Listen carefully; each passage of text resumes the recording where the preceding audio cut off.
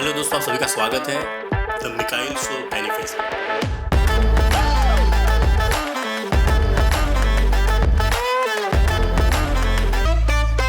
आज हम बात करने वाले मेरे एक फ्रेंड है जो काफ़ी दिनों से मेरे टच में है, लेकिन आज हम उनकी लाइफ के बारे में जानेंगे कि उन्होंने अपनी ज़िंदगी में शुरुआत कैसे की, वो कहाँ से आए, कैसे बिजनेस ज्वाइन किया, कितनी स्ट्रगल थी उनकी ज़िंदगी में, और उन सभी चीज़ों के बारे में हम बात करेंगे जो उन्होंने अपनी ज़िंदगी में खोई और पाई है। ठीक है, तो चलिए शुरू करते हैं। हाँ, तो मिस्टर अनिल, कैसे हैं आप? और बताइए अपनी ज़िंदगी के बारे में, और तो वो जानेगी कि आपने अपनी ज़िंदगी में किस तरह की चीज़ों को हासिल किया और उन्हें हासिल करने के लिए कौन-कौन सी प्यारी-प्यारी चीज़ों को आपने खोया है। जी बिल्कुल बिल्कुल। आप तो मेरे बहुत ही खास दोस्त हैं और मेरी लाइफ के बारे में बहुत कुछ आप जानते हैं। बट बहुत सारी ऐसी बातें हैं जो आपको नहीं हमने शेयर किया, बताएं, जो इसको मैं आपको स्टार्टिंग से अभी तक का जो भी मेरा सफ़र रहा है आपको मैं बताता हूँ। ओके। एक्चुअली मैं बहुत एक मिडिल फैमिली से आता हूँ और बहुत ही पिछड़े गांव से, समझिए एक यूपी का सर गोरखपुर है, वहाँ से विलेज से आता हूँ। जैसा कि मैंने आपको पहले बोला, मैं एक बहुत मिडिल फैमिली से हूँ और कास्ट में यादव हूँ। और ओके। हमारी जो भी आपको पता है यूपी के अंदर जो यादव कास्ट है, वो ज़्यादा बिजनेस वगैरह पे इतना उसका फोकस नहीं फोकस रहता, नहीं है। ओके। फोकस नहीं रहता है। और ज़्यादा वो लोग क्या करते हैं, इंटर हाई स्कूल पास किए, वो आर्मी में, पुलिस में, अभी ओके, जो भी फोर्सेस हैं जो फोर्सेस उसमें ज्वाइन जाना ज्वाइन करना ओके, चाहते ज्वाइन हैं। करना आगे चाहते का बिजनेस सोचते हैं ना, बहुत बड़ा कुछ हैं। सोचते ओके, हैं। उसके उसके पीछे अगर मैं पूछना चाहूँ, सॉरी टू इंटरप्ट यू, लेकिन अगर मैं इसके बारे में पूछना चाहूँ कि लोग वहाँ के जो ज़्यादातर लोग हैं, जैसे कि यादव कास्ट के बारे में आप जो बता रहे हैं कि वो 10th या 11th करने के बाद मिलिट्री ज्वाइन करना चाहते हैं, फोर्स ज्वाइन कर लेते हैं, तो उसके पीछे का एक मोटिवेशन है कि भाई मेरे डैड या मेरे बड़े भाई ने ज्वाइन किया है तो मैं कर रहा हूँ, या फिर उन्हें लगता है कि इसी में ज़्यादा फ्यूचर अच्छा है? क्या कहते हैं? एक्चुअली आपको सही बताऊं, अभी मेरी एज 40 ईयर है, सही है, 40 साल है। जब जब हमारा उम्र समझिए, जब हमने स्कूल ज्वाइन किया या हमें समझने की जब क्षमता है कि हमें आगे करना है, कि हमारा फ्यूचर क्या है, तो समझिए वो टाइम होता है 8 9 10, यही ओके। होता है आपका। तो वो टाइम पे देखिए लोगों का मेंटेलिटी अलग थी। अभी के बच्चे बहुत ही प्रोग्रेसिव एक्टिव हैं। आजकल के सोचने समझने की क्षमता अलग है। मैं अपने टाइम की बात कर रहा हूँ, ये आपका 93 94 की बात कर रहा हूँ। और मैंने हाई स्कूल पास किया था 97 में, तब की बात कर रहा हूँ। तो मैं कुछ बचपन से डिफरेंट करना चाहता था। मैं नहीं चाहता था कि मैं आर्मी में जाऊं या पुलिस में, क्योंकि हमारे मेरे भाई भी हैं, मेरे अंकल भी रह चुके हैं और बहुत सारे हमारे रिलेटिव हैं जो इस डिपार्टमेंट में ओके। काम करते हैं। मैं बचपन से चाहता कुछ मैं डिफरेंट करूं। ओके। तो मेरे अंदर वो टाइम पे मैं चाहता था मैं कुछ ऐसा करूं जो हमारे गांव का नाम, हमारे जो भी क्षेत्र का, जो क्षेत्र एरिया का, का। हाँ, एरिया का नाम कुछ ऊपर हो, कि मैंने कुछ बड़ा काम किया। ओके। तो एक्चुअली मैं पेशे से डॉक्टर बनना चाहता था। ओके, तो आप हाँ, एक डॉक्टर बनना चाहते थे, और हाँ, काफी डिफरेंट स्टोरी है। हाँ। तो मैंने इसलिए 9th 10th और 11th जो 12 पास किया, मैंने बायो से पास बायो किया। से पास हाँ, किया। बायो से ओके। पास किया वो टाइम पे। और फिर मैंने एमबीबीएस के लिए अपना एक अपना एडमिशन के लिए, ओके, कोशिश हाँ, किया कोशिश डेफिनेटली। किया हर जगह। लेकिन बट मैं बोला आपको, मैं बहुत मिडिल क्लास फैमिली से हूँ, ओके। तो हमारी इतनी ओके, तो कैपेसिटी आप फाइनेंशियली स्टेबल नहीं हो पा रहे थे कि आगे मैं एजुकेशन ले सकूं। हाँ, ओके।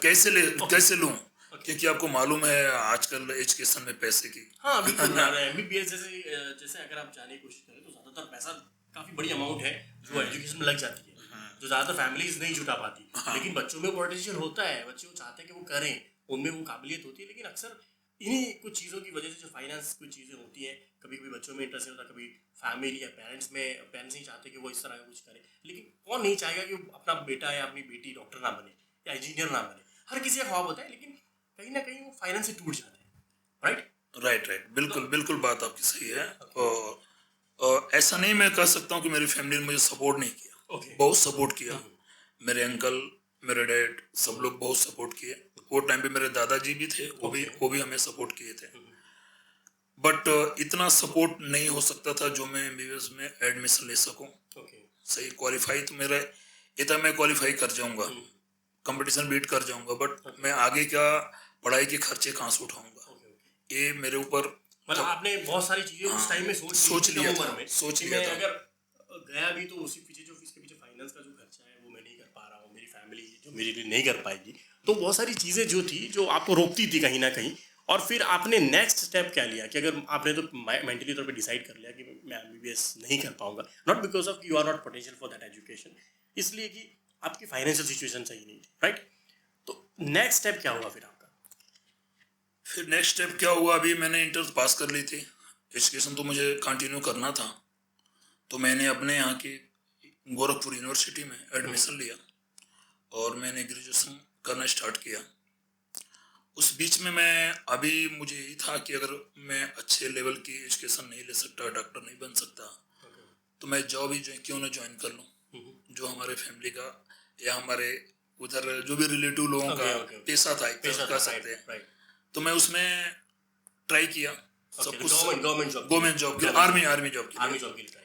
तो मैंने सारा फिजिकली मेडिकली जो भी था मैंने सब कुछ कंप्लीट किया और 100% मार्क मेरा मतलब फिजिकली फिटनेस में मैं 100% था। थ्योरी में भी अच्छा था मेरा, सब कुछ सही था, बट एक जगह मैं थोड़ा सा मिस कर गया, या मेरा बैड लक था कि मैं मेडिकल में अनफिट हो गया। परमानेंट में आप अनफिट हो गए? मतलब हाँ, परमानेंट अनफिट नहीं हुआ। मेरे पैर के दोनों घुटने जो टच कर रहे थे, और मेडिकली फिट नहीं माना जाता। हाँ बिल्कुल, हाँ वो नहीं मान सकते। फिर उन्होंने हमें एमएच रेफर किया क्योंकि मैं परमानेंट अनफिट नहीं था। फिर वहाँ भी डॉक्टर लोगों ने कुछ बुरा ना माने तो मैं उससे एक बार और डिटेल में पूछना चाहूँगा कि जो मेडिकल अनफिट में आप बताया कि जो घुटने टच होने वाला जो प्रोसेस है वो किस तरह से चेक होता है, जरा बताएंगे? वो एक्चुअली मुझे जब खड़ा करके वो एक डंडे राड होता है उसको टच करते हैं, अगर टच होता है तो अनफिट कर देते हैं। मतलब दो पांव के बीच में रॉड ऐसे डाल के टच कराते हैं, दो घुटनों के बीच में। अगर वो टच हो गया तो आप फेल है, अगर नहीं हुआ तो आप फिट है। मतलब आप एलिजिबल हैं आर्मी ज्वाइन करने के। मेरा लास्ट डे था जो भी टेस्ट था, तो मैं जब खड़ा होके उन्होंने मेरा टेस्ट लिया तो मैं उसमें पास हो गया। ये इंडियन आर्मी की बात हो रही है? इंडियन आर्मी की बात कर रहे हैं। हाँ, उन्होंने, मैं थोड़ा सा घुटने को भी टेढ़ा कर दिया खुद को सही करने के मैं किस तरह मेरा जॉब हो जाए। बट जब उनको कुछ डाउट हुआ, भाई वो उन लोगों का तो काम ही वही, पैसा वही है, उनका पैसा है, रात दिन वही करते हैं। तो फिर मुझे उन्होंने एमएच रेफर किया, वहाँ डॉक्टर मेरा कैसा चेक किया, बेड पे सुला के मेरे घुटने को टच किया। घुटनों के अंदर कोई फेरफार नहीं कर सकते जब आप सो के आपका जो चेक होता है, तो नहीं कर सकते। फिर उन्होंने वहाँ से मुझे फेल किया। तो वहाँ पे आप फेल हो गए? वहाँ फेल हो गए। तो आपकी जिंदगी का देखा जाए तो आपने फैमिली को स्टेबल और फाइनेंस स्टेबिलिटी लाने के लिए आपने अपने हिसाब से एक अपनी ओर से कोशिश करना स्टार्ट कर दी, एक आर्मी ज्वाइन करने की कोशिश में। कि पहले आपने एमबीबीए करने की सोची और फिर वहाँ से आपने सोचा कि मैं फाइनेंशियली स्टेबल नहीं हो पाऊंगा और अगर आगे जाके मुझे रुक जाना पड़ा या फिर फैमिली को पैसे जुटाने पड़े तो ये पॉसिबल नहीं होगा, तो मेरा फ्यूचर खराब हो सकता है। ये सोच के आपने आर्मी ज्वाइन करने की सोची, जो कि आपकी फैमिली में काफ़ी लोग ज्वाइन कर चुके थे, राइट? और फिर फाइनेंशियली आप स्टेबल भी नहीं हो पा रहे थे, तो कहीं ना कहीं दो चीज़ें आपको फेस करनी पड़ी लाइफ में। एक तो फाइनेंस सही नहीं हुआ, इवन आप फिजिकली अनफिट हो गए। तो ये काफ़ी बड़ी ड्रॉबैक होती है एक फैमिली के लिए और एक अपने खुद के लिए भी, कि जब आपको पता चले कि आप एजुकेशन लेना चाहते हैं लेकिन आप फाइनेंशियली स्टेबल नहीं है, आप गवर्नमेंट में ज्वाइन हो के फैमिली को भी हेल्प करना चाहते हैं, गवर्नमेंट में भी सर्वेंट बनना चाहते हैं, लेकिन आप वहीं पे भी अनफिट हो जाते हैं। तो ये मुझे लगता है कि is a very dark for that time, कि अगर हम देखने जाएँ तो उस टाइम की सिचुएशन में आपकी उम्र क्या रही होगी? 17 साल 5 महीने था जब मैंने आर्मी का ट्राई किया था। 17 साल 5 महीने। मतलब कहा जा सकता है कि 17 साल 5 महीने में आपने जिम्मेदारियों को बहुत हद तक समझ लिया था घर की। क्योंकि मेरे डैड का इतना बड़ा एक जॉब था, अपना कोई गवर्नमेंट जॉब नहीं था मेरे डैड का वो टाइम पे। क्योंकि हमारे यहाँ यूपी में एक शुगर मिल में जॉब करते थे, तो इतनी सैलरी नहीं होती थी कि हमको इतना आगे हम पढ़ा सकें या आगे हम कुछ कर सकें। तो मैंने डैड का मतलब कंट्रीब्यूशन जो भी घर को चलाने का या आगे बढ़ने का, भाइयों को पढ़ाने का जिम्मा थोड़ा लेना चाहा अपने लिए। इसके लिए मैं बोला ये बेस्ट हमारे लिए होगा कि आगे हम नहीं कुछ कर सकते तो चलो एक गवर्नमेंट जॉब हो जाए सबके जैसा।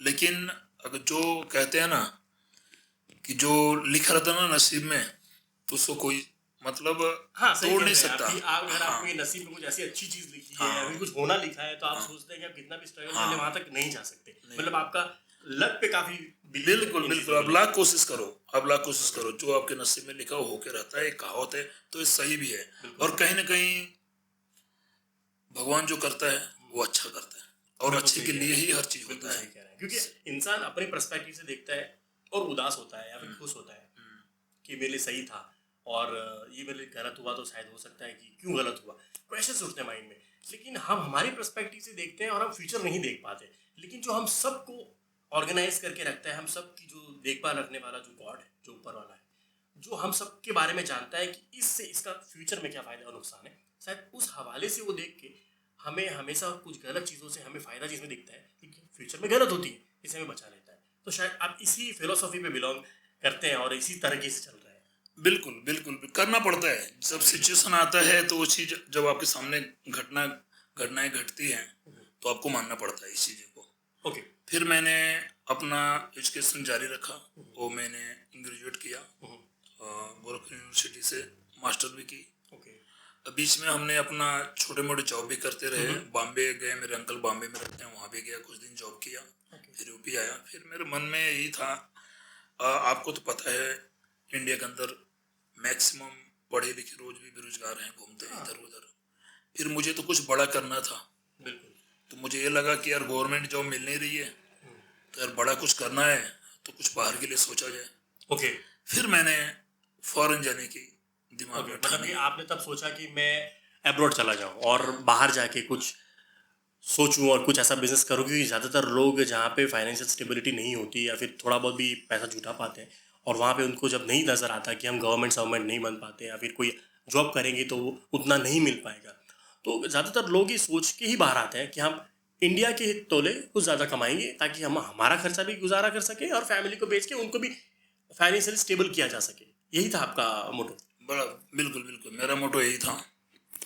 फिर मैंने अब्रॉड की आने की ठानी। फिर मैं अपने अंकल के थ्रू, उनके एक दोस्त हैं, उनसे बातचीत हुआ, और एक्चुअली मैं यूएई के लिए पहले। ओके, आप यूएई के लिए पहले ट्राई किया? हाँ, मन में यूएई के लिए था, बट इसके पहले मैं कोरिया के लिए भी ट्राई किया था। आप कोरिया के लिए? हाँ, लेकिन वो सक्सेस नहीं हो पाया क्योंकि जो भी एजेंट वगैरह थे सही नहीं निकले। मुझे हाँ, इंडिया में इस चीज़ के हवाले से कंसल्टेंट काफ़ी फ्रॉड कर रहे हैं, जो कि मैं खुल के बोलना चाहूँगा इस बात पे, क्योंकि सिर्फ इंडिया में ही नहीं, मैं जहाँ तक समझ में आता है मुझे इंडिया और काफ़ी जो इंडिया के आसपास की जो छोटी छोटी कंट्री, सब कॉन्टिनेंट कंट्री जो भी हैं, उन सभी में ऑल ओवर द वर्ल्ड में ये बिजनेस ऐसा है कि मतलब ये जाल है। अब 100 में से कोई एक बंदा है जो आपको जेन्यून वर्क करके देता है और उसे ढूंढना ये ठीक वैसे जैसे कि भूसे के ढेर में सुई को ढूंढना। बिल्कुल। फिर मैं एक्चुअली में थोड़ा सा बात रह गई थी मेरी, और मैं कोरिया जाने के लिए ट्राई किया था। हाँ, एक एजेंट के थ्रू। तो उधर भी सही नहीं रहा सब कुछ। मुझे बाद में एक्चुअली मैं बैंकॉक तक चला गया था जाने के लिए, और बैंकॉक जाके मुझे पता चला कि ये सब इलीगल वे में काम कराते हैं। बैंकॉक में क्या मतलब, क्या इलीगल सर? आप नहीं एक्चुअली कोरिया जाने के लिए बैंकॉक, वाया बैंकॉक कोरिया भेज रहे थे। वो क्या बोला, तो 2-3 कंट्री आपको विजिट करना है, उसके बाद डायरेक्ट आपको कोरिया का फ्लाइट करेंगे। ओके। हाँ, मतलब ये एक तरह का स्कैम था। हाँ, स्कैम ही था एक तरह से। मैं पहली ट्रिप था मेरा बैंकॉक का घूम के आने का। 14 दिन मैं बैंकॉक में रहा, तो वहाँ भी एजेंटों के आदमी बहुत सारे मिले। ओके, तो बैंकॉक जाके आए? जाके बैंकॉक में रह चुके? यस, बैंकॉक में 14 दिन में रह चुका हूँ।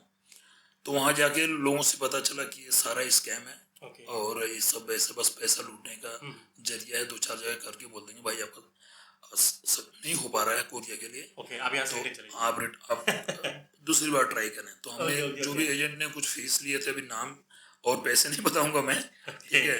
उन्हें रिवील नहीं करना चाहते। नहीं रिवील करना चाहते कि आपके साथ इतना स्कैम होने की बात पे आप उन्हें रिवील नहीं करना चाहते, क्या आप उनके बिजनेस को कंटिन्यू करवाना चाहते हैं? नहीं, बिजनेस को तो नहीं कंटिन्यू करना चाहते। मैं नहीं चाहता कि आदमी अगर पैसे कमाए तो इस तरीके से कमाए।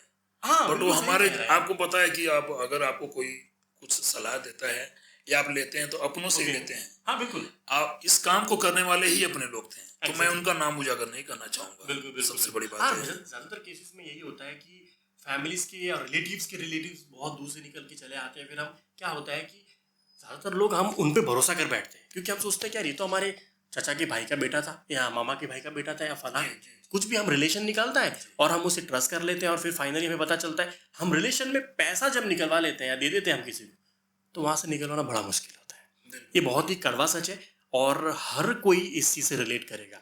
हम हमेशा डरते हैं कि कोई रिलेटिव हमसे पैसा ना मांग ले, या हम दें तो वो रिटर्न कब करेंगे, ये हर किसी का डर है। और इसी डर से आजकल जो फैमिलीज जो हैं वो टूटती जा रही हैं। जो बड़े पापा जो होते हैं या चाचा होते हैं, जो उनके भाई बहन या बच्चे जो होते हैं, आजकल वो जो सोसाइटी है वो टूट रही है। और सोसाइटी टूटने के पीछे का रीज़न क्या है? एक मान लो पूरी एक फैमिली है और फैमिली में कोई एक अच्छा खासा अमीर है, तो ये लोग क्या करते हैं कि उस पे जाके पैसा मांगना शुरू कर देते हैं। वो सोचते हैं कि भाई हमारा भाई अमीर हो गया है तो हमें हेल्प करेगा। वो हेल्प करते भी हैं, लेकिन कुछ हद के बाद क्या होता है कि लोगों को आदत बढ़ जाती है, और फिर क्या होता है कि वो अपना पीछा छुड़ाने के लिए वो उनसे रिश्ते तोड़ने लगता है। और धीरे धीरे ये एक प्रोसेस इतनी लंबी हो जाती है कि फिर वो शादी या फिर कोई त्योहार उसके अलावा आपसे मिलते नहीं, आपके फ़ोन पे रिप्लाई नहीं आता। आपने ज़्यादातर देखा होगा कि आजकल व्हाट्सएप एक ट्रेंड चल रहा है कि आप सुबह उठेंगे तो 15-20 लोग आपको गुड मॉर्निंग करके भेजेंगे। मैंने भी बहुत कुछ देखा है, आपने भी आपके मोबाइल में देखा होगा। बिल्कुल बिल्कुल। तो अभी आप देखें अगर कि सुबह उठ के गुड मॉर्निंग करना का क्या पर्पस है। सब लोग जो सुन रहे हैं वो सोचेंगे यार ये तो अच्छी बात है अगर कोई गुड मॉर्निंग कर रहा है, लेकिन आपने कभी नोट किया कि उस गुड मॉर्निंग के मैसेज के ऊपर फॉरवर्ड लिखा होता है? उसका मतलब क्या है कि वो एक रेगुलर रूटीन बेस्ड काम कर रहा है, वो आपको प्रायोरिटी नहीं दे रहा है। तो जब कोई मैसेज में ही प्रायोरिटी नहीं है तो फिर गुड मॉर्निंग ही फेक है। बिल्कुल बिल्कुल। ठीक है, जब आप प्रायोरिटिकली जस्ट मैं किसी को गुड मॉर्निंग करूंगा तो मैं बाकायदा उसके लिए गुड मॉर्निंग लिखूंगा, या फिर उसके लिए परफेक्ट कोई पिक्चर्स ढूंढूंगा और फिर मैं उसे भेजूंगा। मौका होना चाहिए, कोई बर्थडे है उसका या फिर उसकी ज़िंदगी में कोई अच्छा काम हो गया, सही बात है। लेकिन आप रेगुलर डेली बेसिस पे किसी को गुड मॉर्निंग फॉरवर्ड कर रहे हो 10-10 लोगों को पकड़ पकड़ के, और वो सुबह उठ के परेशान हो रहे हैं कि यार क्या है, और जिसका रिजल्ट कुछ नहीं है। मुझे नहीं लगता कि जहाँ तक जो लोग रोज सुबह उठ के गुड मॉर्निंग भेजते हैं उनसे आपने कोई फ़ायदा उठाया या फिर वो आपकी ज़िंदगी में कोई काम आया हो। मेरी ज़िंदगी में तो ऐसा कोई नहीं है। जी बिल्कुल, आपकी बात से मैं सहमत हूँ, बट थोड़ा सा मेरा जो मानना है, इसमें कुछ लोग रियल लोग भी हैं। एग्जैक्टली, सबको हम हाँ, सबको गलत नहीं कर सकते, और सबका गुड मॉर्निंग का मतलब आपसे कुछ लेना देना नहीं होता। नहीं होता। कुछ लोग होते हैं जो दिल से आपको दिल से मॉर्निंग करते हैं, बोलना exactly. चाहते हैं, आपको याद करना चाहते हैं। स- आप समझ गए हाँ, मैं मैं क्या, समझ रहा हूँ, हाँ समझ समझ मैं क्या बोलना चाह रहा हूँ। तो यही है बस। कुछ मैं आपकी बात समझ, 80% लोग का मानना यही है कि मॉर्निंग बोलने का कुछ स्वार्थ होता है उसके पीछे, एग्जैक्टली। बट 20% अभी भी हैं जो लेकिन जिनसे क्या कोई होता है स्वार्थ नहीं होता। कि वो 20% लोग ना उस 80% के अंदर कैलकुलेट हो जाते हैं इनडायरेक्टली वे में। बिल्कुल बिल्कुल, जहाँ देखिए संख्या जिसकी ज्यादा रहेगी वहां तो मिल जाना पड़ता मेरा है। पर्पस वही था बिल्कुल, कहने का, क्योंकि बिल्कुल। मैं जानता हूँ कि ज़्यादातर लोग ऐसे नहीं होते। ज़्यादातर लोग आपको दिल से चाहते हैं और आपको सुबह की गुड मॉर्निंग करते हैं, लेकिन उनमें भी क्राइटेरिया है।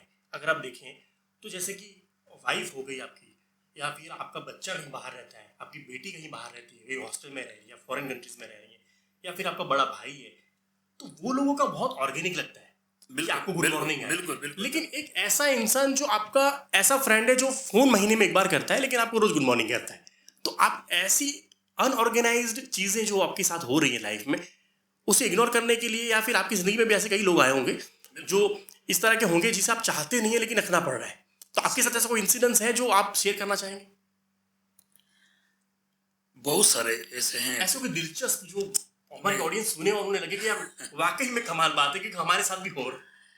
देखें ये सब पर्सनल टॉपिक है Definitely, actually. it's a personal हाँ topic. बिल्कुल, पर्सनल बोलना भी सही नहीं होता Exactly, एक्चुअली। किसी को बुरा लग सकता है। हाँ बुरा लग सकता है, और जो क्योंकि अभी हमें सुनेंगे तो उनको पता कि यार हमने किया, हाँ, तो हमारे बारे में मैं उन्होंने समझ बोल सकता दिया। हूँ इस बात को, लेकिन तो यार आप देखो एक बात है, एक मेरा जो random topic मानना के है बारे में क्या रैंडम बताएं? चले अलग बात है। हाँ अब नहीं, मैं ओके अपने बोला ना, आपको एक बात पहले बोला, ये सब करने वाले अपने खासी होते हैं। एग्जैक्टली। ठीक है, और मैं नहीं चाहता किसी का दिल दुखे। हाँ, मैं समझ जिस सकता किसी की बददुआएं हमें आपको लगे, हम नहीं चाहते। ओके, सही है, चले ये टॉपिक जैसे भी हमारी लाइफ चल रही है सही चल रही है, सही चल फिर रहा है। हाँ तो आप क्या एडवाइस करेंगे? ऐसे लोगों को इग्नोर करना चाहिए या फिर ऐसे लोगों को कंटिन्यू करना चाहिए लाइफ में? क्या क्या एडवाइस है? मेरा एडवाइस तो नहीं कह सकते, मेरा एक मानना है सबको लेके चलना चाहिए, और उनकी जो अच्छाइयाँ ना वो आप ले लीजिए, बुराइयों को बस किनारे करिए। ओके, मतलब आप ऐसा बिलीव करते हैं कि most welcome in my home for everyone, ये आपका कहना है। बिल्कुल, और आपकी बुराई आपके पास रहे, और बस आपको मुझे मेरी मेरी मतलब आपकी अच्छाई से, बस अच्छाई आपका से, ये है, बिल्कुल बिल्कुल राइट। लेकिन बिल्कुल। अगर बदले में वो आपसे कुछ ऐसी एक्सपेक्टेशन रख रहे हो कि यार इनसे कुछ मिल जाएगा, या फिर उससे कुछ कर लेंगे, अगर उनकी जिंदगी में कुछ फायदा उठा लेंगे, तो आप उसके बारे में क्या सोचते हैं? अगर वो कुछ मुझसे एक्सपेक्ट करते हैं और मैं शायद उनको दे सकूं, एडवाइस से लेके एवरीथिंग कुछ भी, जो भी है, तो मैं देना चाहूंगा। ओके, मतलब आप अपनी अगर तरफ मैं से कैपेबल हूँ positive तो है। हाँ, मैं बस हूँ, ओके, और मैं कैपेबल हूँ तो मैं तैयार हूँ।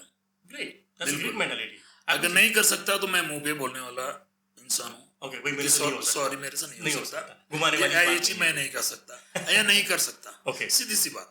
राइट। थोड़ा दिन, एक दो दिन वो थोड़ा नाराज रहेंगे, बाद में मैं इस बात लाइन पे आ मैं जाएंगे। believe करता हूँ कि आप अपनी जिंदगी के अंदर स्ट्रेट फॉरवर्डली कुछ बोल देते हैं चीज़ों को कि भाई ये मुझसे हो सकेगा या मुझसे नहीं हो सकेगा, उससे काफ़ी लोग नाराज तो हो जाते हैं, लेकिन आफ्टर 2 days या 3 days या 1 week के बाद उसे ये बात भी रियलाइज होती है कि यार घुमाया तो नहीं, कम से कम उसे स्ट्रेट फॉरवर्डली बात तो बोल दी कि हो पाएगा या नहीं हो पाएगा। सही है ना? तो कहीं ना कहीं वो इंटरनली आपको ना अप्रिशिएट कर ही रहे होते हैं, लेकिन वो सोचता है कि मैं जाके बोलूंगा तो उनकी ईगो हर्ट हो जाती है, खासकर हमारे इंडियंस लोग होगी या फिर हमारे सब कॉन्टिनेंट लोग जो है, उन सबकी ईगो थोड़ी ज़्यादा होती है बातों को लेकर, राइट। तो अभी आप मुझे ये बताइए कि जैसे कि आपने मुझे कहा कि आपने अप्रोड आने के लिए सोचा, आप बैंकों के लिए स्कैम से बचे, थोड़ा बहुत स्कैम में आ ही गए थे, बिल्कुल आ गए थे, और कुछ हुए, मेरे पैसे बर्बाद हुए इस चक्कर में, और मैं बोला ना अपने थे तो हम भूल गए, ठीक है। फिर मैं बोला हमारे एक अंकल हैं बॉम्बे में रहते हैं, छोटे अंकल, हमारे 2 अंकल हैं, एक आर्मी में और एक बॉम्बे में रहते हैं। तो उनके एक मित्र हैं यहाँ यूएई दुबई में रहते थे, तो उनसे बातचीत हुई हमारी, तो उन्होंने मुझे मतलब ऑफर दिया उनकी कंपनी में, और अपने जो भी ऑनर से बातचीत की, मेरा वीजा का किए, हाँ प्रोसेस जो भी है पूरा कंप्लीट किए, वीजा मुझे बॉम्बे भेजे और मैं यूएई आया, तो जॉब में आया। ओके, क्या जॉब थी, मैं जरा बताएंगे? एक्चुअली मैं अभी, आपको पता है इंडिया से अगर आप ओनली ग्रेजुएशन करके आते हैं या मास्टर करके आते हैं उसका कोई वैल्यू नहीं होता। हाँ बिल्कुल सही, अगर टेक्निकल आप टेक्निकल स्किल मांगते हैं, हाँ स्किल मांगते हैं, एक्चुअली टेक्निकल स्किल थी मेरे भी वो टाइम पे। हमने कंप्यूटर हार्डवेयर कोर्स किया था, कंप्यूटर हार्डवेयर, हाँ 3 साल का डिप्लोमा किया था, बट कोई एक्सपीरियंस ना होने से मुझे यहाँ पर एक स्टार्टिंग में ऑफिस असिस्टेंट का की जॉब पे आप लगे शुरू में? जी आके लगा, इंडियन कंपनी थी, वहाँ मैंने 1 साल जॉब किया। फिर सैलरी वगैरह जो भी थी इतना ज़्यादा नहीं था।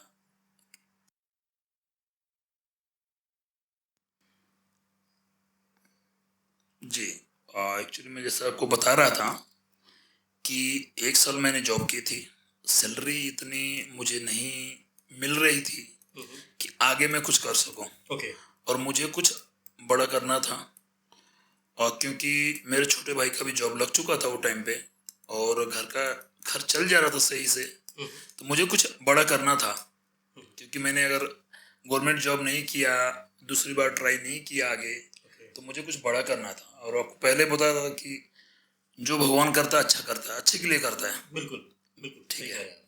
मैं वही आया, 1 साल जॉब किया, मुझे लगा यार या तो मेरी सैलरी बढ़नी चाहिए या तो मुझे दूसरी कंपनी ऐसी देखनी चाहिए जिसमें सैलरी हो, या तो मैं बिजनेस करूं, जो भी एनीवे। ओके, मतलब आपको ऐसा था कि कोई ऐसी कंपनी आपको मिले जिसमें आप चाहते थे कि आपको सैलरी ज्यादा हो, या फिर आपको थोड़ा साइड में वक्त मिले जिससे आपका साइड हसल करके आप कुछ कमा सके, बिल्कुल, और फैमिली को थोड़ा और ज्यादा सपोर्ट कर सके, राइट? नहीं, आपको पता है जब आप जॉब करते हैं ना तो एक्स्ट्रा टाइम आपको नहीं मिलता, जो एक्स्ट्रा टाइम मिलता है आप घर पे बातें करना और अपने जो भी डेली का रूटीन है उसमें आप उलझ जाते हैं। सही बात कह रहे हैं कि यूएई में रह के थोड़ा मुश्किल हो जाता है जब तक आप आते हैं, क्योंकि इंडिया और यूएई का टाइम 1.5 घंटे का डिफरेंस है। बिल्कुल, तो आप जब तक आके फ्रेश होके खाना वाना खा के जब बैठते हैं तब तक फैमिली सो चुकी होती है। बिल्कुल ये एक ड्रॉबैक्स है। बिल्कुल बिल्कुल बिल्कुल। तो फिर मैंने एक्चुअली अलग अलग कंपनियों में इंटरव्यू देना शुरू किया, और बहुत ही हमारे खास मित्र थे, उन्हीं के थ्रू एक कंपनी में मुझे उन्होंने सजेस्ट किया आप इंटरव्यू दें, कंपनी अच्छी है। तो मैं अपना सब कुछ रेडी किया, बायोडाटा वगैरह अपना जो भी है रेडी करके मैं गया, इंटरव्यू दिया, सिलेक्शन हो गया वहाँ पे। तो सैलरी यहाँ से समझिए 2 गुनी मुझे मिली। मतलब क्या सैलरी रही अगर आप बताएं? मतलब यहाँ पे हमने जो ज्वाइन किया था स्टार्टिंग में मेरे को 1250 दिरहम 1250 दिरहम शुरुआत 2007 में मुझे 2007 में। हाँ ऑफिस असिस्टेंट में इसने किया था। बाद में 6 महीने के बाद मैंने बहुत रिक्वेस्ट किया था और मेरा काम देख के सब कुछ करके और ऑनर ने 500 दिरहम सैलरी मेरी इंक्रीज की थी। ओके। बट फिर भी उससे मजा नहीं आ रहा नहीं था, आ रहा था कि आप जो चाह रहे थे वो नहीं मिल रहा था, नहीं मिल रहा था क्योंकि इस एक्सपेंस ज्यादा हो रहा था। सेम सैलरी में बॉम्बे में जॉब किया था 6 महीने। ओके, तो आपको तो फिर ऐसा लगा कि बम्बई सही थी। बॉम्बे सही थी फिर हाँ, तो मुझे मजा नहीं आ रहा था। फिर आफ्टर 6 मंथ मैंने फिर जॉब देखना शुरू कर दिया। ऑनर से बात की, उन्होंने बोला कि अभी सैलरी इतना जल्दी हम नहीं बढ़ा सकते, आपके काम को देख के सब कुछ करके मेहनत को देख के हमने 500 बढ़ा दिया, बहुत इनफ था हमारे लिए। तो मैंने उनसे परमिशन लिया, मैं कोई दूसरा जॉब देखना चाह रहा हूँ। उन्होंने बोला ओके नो प्रॉब्लम। फिर मेरा जगह सिलेक्शन हुआ, रशियन कंपनी थी, उधर इंटरव्यू दिया। उधर सैलरी मुझे 3500 ऑफर हुई थी। मतलब रशियन कंपनी रशियन थी जी। ओके, और वहाँ पे क्या जॉब थी? और उधर अपना जॉब था एक्चुअली एडमिनिस्ट्रेटिव ऑफिसर का वीजा था मेरा। एडमिनिस्ट्रेटिव ऑफिसर का वीजा था, और जॉब भी वही थी। और जॉब भी मतलब मिक्स करने होते हैं, आपको पता ही है यहाँ पर सेम प्रोफेशन वाला टाइप का बिजनेस है। हाँ सेम प्रोफेशन में जॉब सब आना चाहिए आपको, हर मेंटेन करना आना चाहिए। हाँ हाँ, कस्टम पोर्ट से कस्टम क्लियरेंस भी आपको आना चाहिए। एक्चुअली यार्ड इंचार्ज भी मैं ही था इसलिए उधर। हाँ एक्सपोर्ट स्टील ट्रेडिंग का एक्सपोर्ट इंपोर्ट, हाँ एक्सपोर्ट इंपोर्ट बिजनेस था, तो सारा ओवरऑल सब कुछ देखना पड़ता था वहाँ पे। तो मैंने वहाँ पे 5 साल जॉब किया। ओके।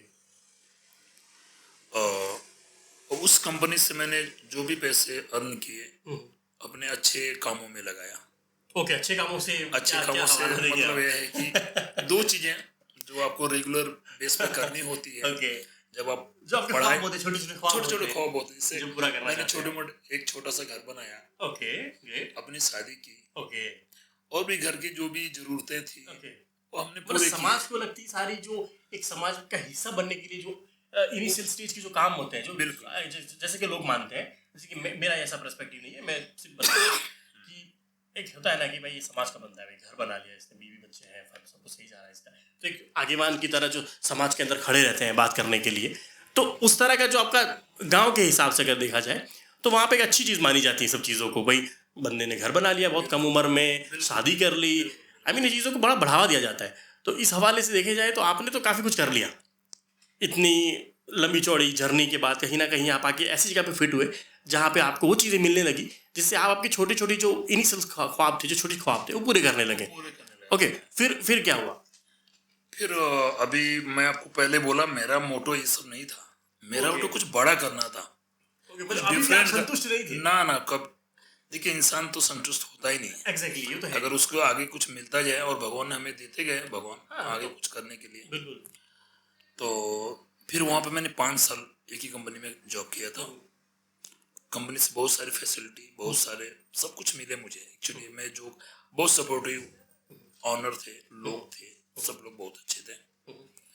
और फिर मेरा पर्सनल ये प्रॉब्लम आ गया कि मैंने 4 साल शादी कंप्लीट कर ली थी। और शादी हुए 4 साल हो चुके थे। 4 साल हो चुके थे। जो इंडिया आना जाना था, हर एक्चुअली कंपनी तो कभी रोकती नहीं थी। हर साल में 8 महीने में मैं इंडिया जाके आता था, बट एक साल में 1 मंथ फैमिली को देता था, बाकी मैं यहाँ रहता था। और कंपनी ने तो सारे चीज़ें मुझे प्रोवाइड की थी, family visa, everything is free. But family को मैं अगर लेके आता हूँ इधर, माँ बाप अकेले रह जाते हैं। भाई का जॉब लग गया था, भाई की शादी हो चुकी थी, पोस्टिंग थी, तो बच्चे उनके साथ थे, तो माँ अकेला पड़ जाती थी। तो वही मैं मतलब मन में ख्याल आया क्या करूं कि सबको साथ में लेके, मतलब आप चाहते हैं कि सब फैमिली जुड़ी रहे, हाँ साथ रहे। और देखें एक बात है, कहते हैं ना कि जब आप पैदा होते हैं तो जितना ख्याल आपके माँ बाप आपको करते हैं, बिल्कुल, अब जब बड़े होते हैं उससे ज्यादा ख्याल आपको माँ बाप को करना होता है। एग्जैक्टली, सही है। एग्जैक्टली, ये मैं तो बोलता हूँ आपकी ड्यूटी होती है। हाँ, ये ड्यूटी है डेफिनेटली, और इससे भाग भी नहीं सकते। आप भाग नहीं सकते, आप उसे पीछे से नहीं छुड़ा सकते। नहीं छुड़ा सकते। अगर आप ऐसा करते हो तो फिर मैं मानता हूँ कि it's not a human thing. बिल्कुल बिल्कुल मैं नहीं मानता कि वो फिर इंसानी क्राइटेरिया के अंदर आता है अगर कुछ ऐसा कोई करता है बिल्कुल जो अपनी फैमिली को इग्नोर कर दे या फिर मॉम डैड को। आप इस चीज़ को अगर डिफाइन करने जाएंगे वन लाइन में तो पॉसिबल नहीं है कि Possible मॉम नहीं है। डैड क्या है। बिल्कुल ठीक है? मुझे लगता है कि terms of papers are nothing if you write something about moms and about dad. बिल्कुल बिल्कुल बिल्कुल राइट। तो अभी आपने 5 साल शायद यूएई में गुजार लिए थे और 6 साल गुजार लिए तो इस कंपनी में ओके एक साल वो पुरानी वाली कंपनी में गुजार लिए थे। तो इस पूरी जर्नी के दौरान आपने यूएई को कितना जाना और कितना देखा? देखिए मैं आपको पहले बताया मैं बहुत ही छोटे से गांव से छोटे से शहर से आया था और मैं बॉम्बे गया तो थोड़ा सा मुझे रियलाइज हुआ ओके थोड़ा सा मैं खुल के जिया बॉम्बे में क्योंकि यूपी में तो आपको पता ही है सही है ना यूपी का आपने यूट्यूब में सुनी सब देखिए माहौल बहुत बहुत एक्चुअली कहा जाए जो हाँ वहाँ का जो माहौल है बहुत अभी पीछे हम लोग बिल्कुल सही है। तो बॉम्बे से थोड़ा सा और मैं आपको बताया एक घटना हुई थी मेरे साथ जो स्कैम था बैंकॉक का वहाँ भी थोड़ा बहुत मैंने किया था। फिर यूएई आया तो पहले तो 1 साल में इंडियन कंपनी में था तो मैक्सिमम इंडियन लोगों से ही बातचीत और नाता रहा। थोड़ा सा बाहर गया कभी शॉपिंग करने गया कभी कोई टूरिस्ट प्लेस में घूमने गया तो थोड़ा लोगों को देखा बट होता नहीं कन्वर्सेशन कुछ नहीं हो पाई थी। हम किसी लोगों से बात नहीं होती ज्यादातर। जब मैंने कंपनी चेंज की थी रशियन कंपनी थी। ओके ये जो कंपनी जो दूसरी वाली हाँ रशियन कंपनी थी। इसमें मैक्सिमम जो स्टाफ थे रशियन थे इंडियन भी लोग थे और कंट्री के थे बट मैक्सिमम रशियन लोग थे उनसे हमारा हमेशा बातचीत होता रहता था। तो उस दौरान मैंने एक चीज सीखा कि ये लोग भी बहुत ही मतलब जनरल लोग ही हैं हमसे कुछ डिफरेंट नहीं है हमसे कुछ अलग नहीं है जो इंडिया में बैठ के जो सुनते हैं हाँ, जो महसूस करते हैं बहुत ऐसा कुछ भी नहीं है। मैंने जितने लोगों से मिला है इंडियन तो चलो मैं था ही पाकिस्तानी बांग्लादेश श्रीलंका रशिया जो भी मिले बहुत सारे क्लाइंट अलग अलग कंट्री से थे वो भी आते थे साइड पे बातचीत होती थी। तो सबका नेचर भी है मैं बहुत ही अच्छा पाया और मजा आया बातचीत करके। और सबसे बड़ी बात बहुत ही रिस्पेक्टेबल वर्ड उनका था बात करने का तरीका बहुत अच्छा था। ये नहीं कि अगर हमारा कंपनी में हाँ ऐसा कुछ नहीं था। अगर हमारा कोई कंपनी का मैनेजर आ गया कोई बड़े पोस्ट का एचआर आ गया ऐसा तो हमारे जो लेबर्स थे ऐसे उनसे भी है मतलब ऐसा गंदा करना कभी ऐसा नहीं था। मतलब बहुत सेम रिस्पेक्ट सबके साथ सेम एक समान रिस्पेक्ट इंडिया में ज्यादातर हमें वो चीजें नहीं मिलती थी। बिल्कुल कोई उनके अंदर नहीं डिफरेंट थी ऐसा कुछ ऐसा नहीं था। ये चीज मुझे बढ़िया लगा। Oh that's just wonderful. ये जान के आपको क्या लगता है कि हमें उससे कुछ सीखना चाहिए? इंडियन कल्चर में अगर हम देखेंगे हम बहुत सांस्कृतिक लोग हैं जो हमारी कंट्री जो है हमारी सांस्कृतिक कंट्री है और हमें संस्कार और हमारी तरबियत और हमारी जीवन की जो रहनी करनी है उससे हमें जाना जाता है। तो उसको देखते हुए आपको नहीं लगता कि यार ये लोग जो इतने मॉडर्न हैं जिसको हम देखते हैं कि बड़े डिफरेंस दिखते हैं बीच पे अलग कपड़े पहनते हैं उनकी जिंदगी बड़ी मॉडर्न है लेकिन अगर हम इंटरेक्ट होते हैं उनसे जब उनसे हम बात करते हैं तो देखते हैं कि डिफरेंट लेवल ऑफ और रिस्पेक्ट करने का तरीका अलग है। वो छोटे बड़े को नहीं देखते हैं सबको प्यार मोहब्बत एक जैसा करते हैं। मैं ये नहीं कहता कि सब एक जैसे हैं। इंडिया में ऐसे बहुत सारे अच्छे लोग हैं इंडिया में भी ऐसे लोग बहुत हैं जो हर छोटे से बड़े जैसे में डिफरेंस नहीं क्रिएट करते लेकिन जो लोग हैं जो हर कंट्री में 2% लोग तो मिल ही जाएंगे आपको ऐसे हर जगह है। हाँ, जो इंडिया में है वो बाहर भी है। हाँ हर जगह मिलेंगे आपको 2% लोग ऐसे मिल ही जाएंगे जो अपने अहम से नीचे नहीं उतर रहे। बिल्कुल राइट। तो उन लोगों को छोड़ के अगर देखा जाए तो ओवरऑल सब कंट्री के अंदर जो लोग हैं बड़े कॉमन हैं बड़े मिलनसार हैं और आपसे प्यार से बात करना चाहते हैं आपको जानना चाहते हैं आपके साथ रहना चाहते हैं। बिल्कुल ऐसा ही है। राइट। और मेरा मानना है और मैं जो महसूस किया हूँ या मेरे जो एक्सपीरियंस है ऑल ओवर वर्ल्ड इंडिया से भी प्यार करना चाहती है और इंडिया के लोगों से भी प्यार करना चाहते हैं। राइट। मैंने भी महसूस किया बिल्कुल ये बहुत बड़ी बात है और मैंने ये चीज नोट भी की है कि एज ए इंडियन मैं बताऊं कि कई जगह पे अगर पाकिस्तानी बैठे हैं या फिर बंगाली लोग बैठे हैं हमारे भाई जो भी आउट ऑफ कंट्री में आए हैं तो और अरब जो लोग हैं जो कि बहुत प्यारे हैं उनके नेचर बहुत से, बहुत रिस्पेक्ट बहुत बहुत अच्छी है प्यारे उनके लोग अंदर, हैं, वो तहजीब के मामले में बड़े अच्छे हैं, बहुत हेल्पफुल। हेल्पफुल। मैंने अरब लोगों की अगर बात अगर किया जाए ना तो अगर बहुत देखा हेल्पफुल जाए लोग तो हैं। मैंने आपको पता था कि मैं काफ़ी टाइम पहले एक छोटा सा इंसिडेंस है जो शेयर करूंगा। ट्रांसपोर्ट कंपनी में जब मैं था तो मैंने एक चीज़ नोट की कि एक जगह पे गाड़ी खराब हो गया था, तो वेरी रिस्पेक्टफुल पर्सन, एक महंगी गाड़ी थी, वो उतर के आए और उन्होंने आके उस गाड़ी को बिल्कुल एक हाईएस्ट, जो एक लेबर की गाड़ी है, आपको पता ही है, बिल्कुल जो बिल्कुल एक इंडियन तो कभी ना करे मुझे लगता है अगर कोई ऐसा बंदा होता, बिल्कुल बिल्कुल पर उन्होंने आए और उतर के जिस तरह से गाड़ी के बारे में बताया, देखा और गाड़ी के नीचे घुस को गाड़ी को जो ठीक किया है, बिल्कुल हालांकि इतने महंगे कपड़े पहने हुए थे उन्होंने, बिल्कुल बिल्कुल हालांकि लग रहे थे कि ये तो मुझे लगता है कि डांटने के लिए आ रहे हैं, एक ऐसा डर लगता है ना आपको, बिल्कुल लेकिन जिस बिल्कुल तरह से आके उन्होंने बात की, सो सॉफ्ट, जो तरीका था, जो रिस्पेक्ट थी, जो हेल्प की, आउटस्टैंडिंग था बॉस। बिल्कुल बिल्कुल बात आपका, मैं इसी से वाकिफ हूँ। मैं आपको एक घटना बताता हूँ छोटी सी। ओके सेम हम लोग के साथ भी कई बार हुआ है, एक बार ओके नहीं कुछ कई ऐसी बार। कोई इंसिडेंस बताइए बिल्कुल। जिसमें पता चले कि क्या कंट्री, क्या अभी रिस्पेक्ट मुझे है। 15 साल हो गए ओहो, बड़ी आज बात के है। डेट में यूएई में, और ये चीजें मेरे साथ 2-3 बार घटी हैं। हम्म, देखें, अरब लोग तो, पब्लिक तो जो अलग यहाँ की है या लोकल लोग हैं वो तो है हेल्पफुल, हम्म, यहाँ की पुलिस बहुत हेल्पफुल है।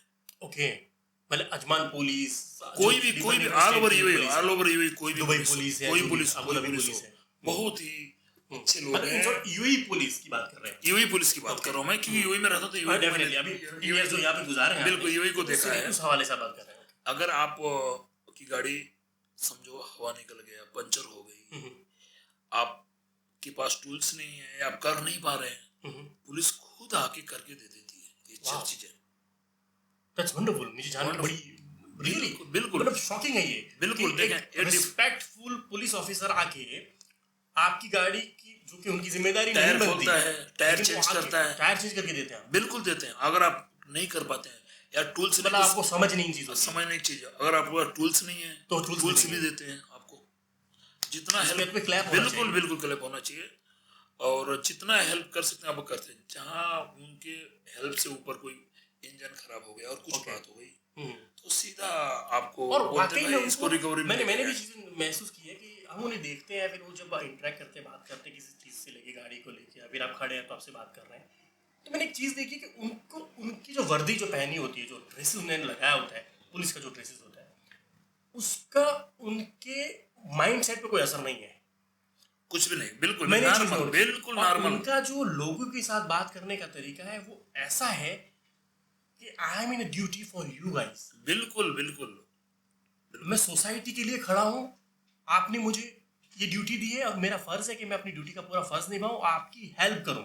वो जो नेचर उनके चेहरे पे और उनकी बातों में नजर आता है, वो मैंने खुद महसूस किया है जो आप बता रहे हैं, और करते भी वो लोग, और रियली करके भी अप्रिशिएटेड, बिल्कुल रियली अप्रिशिएट। बिल्कुल बिल्कुल। मैं चाहूंगा कि ये जो मॉडल है पुलिस का, यूई गवर्नमेंट पुलिस का जो मॉडल है, इस मॉडल को पूरे वर्ल्ड में अगर अप्लाई किया जाए तो मैं मानता हूँ कि जो करप्शन के जो मामला है ज्यादातर जो आउट ऑफ कंट्री, दूसरी कंट्रीज में जो चल रहा है, मुझे लगता है इस मॉडल के तहत इसे कंप्लीटली निकाला जा सकता है करप्शन को। बिल्कुल कंप्लीटली नहीं निकाल सकते तो बहुत, मैं मानता हूँ 99% नहीं तो 95% तो कर ही सकते हैं, बिल्कुल कम कम हो सकता है, मुझे लगता है। बिल्कुल क्योंकि सही जहां तक मैं उनको इतना निजी तौर पे तो किसी को नहीं जानता, किसी पुलिस अफसर को यहाँ के, लेकिन जितना जाना है गाड़ी को रोकते वक्त, या फिर जो फाइन देने के लिए, या फिर एक्सीडेंट के दौरान जब आते हैं, या फिर जो भी बात करते हैं, आईडी मांगते हैं, जो भी करते हैं, कुछ तरीका है उसमें, कहीं आपको नहीं लगेगा कि ये आपको डराएंगे या आपको धमकाएंगे। कुछ नहीं, जो हम जो महसूस एक करके आए वर्ड, आपको एक वर्ड भी वो लोग तेज से नहीं बोलते हैं, भले गलती आपकी, एग्जैक्टली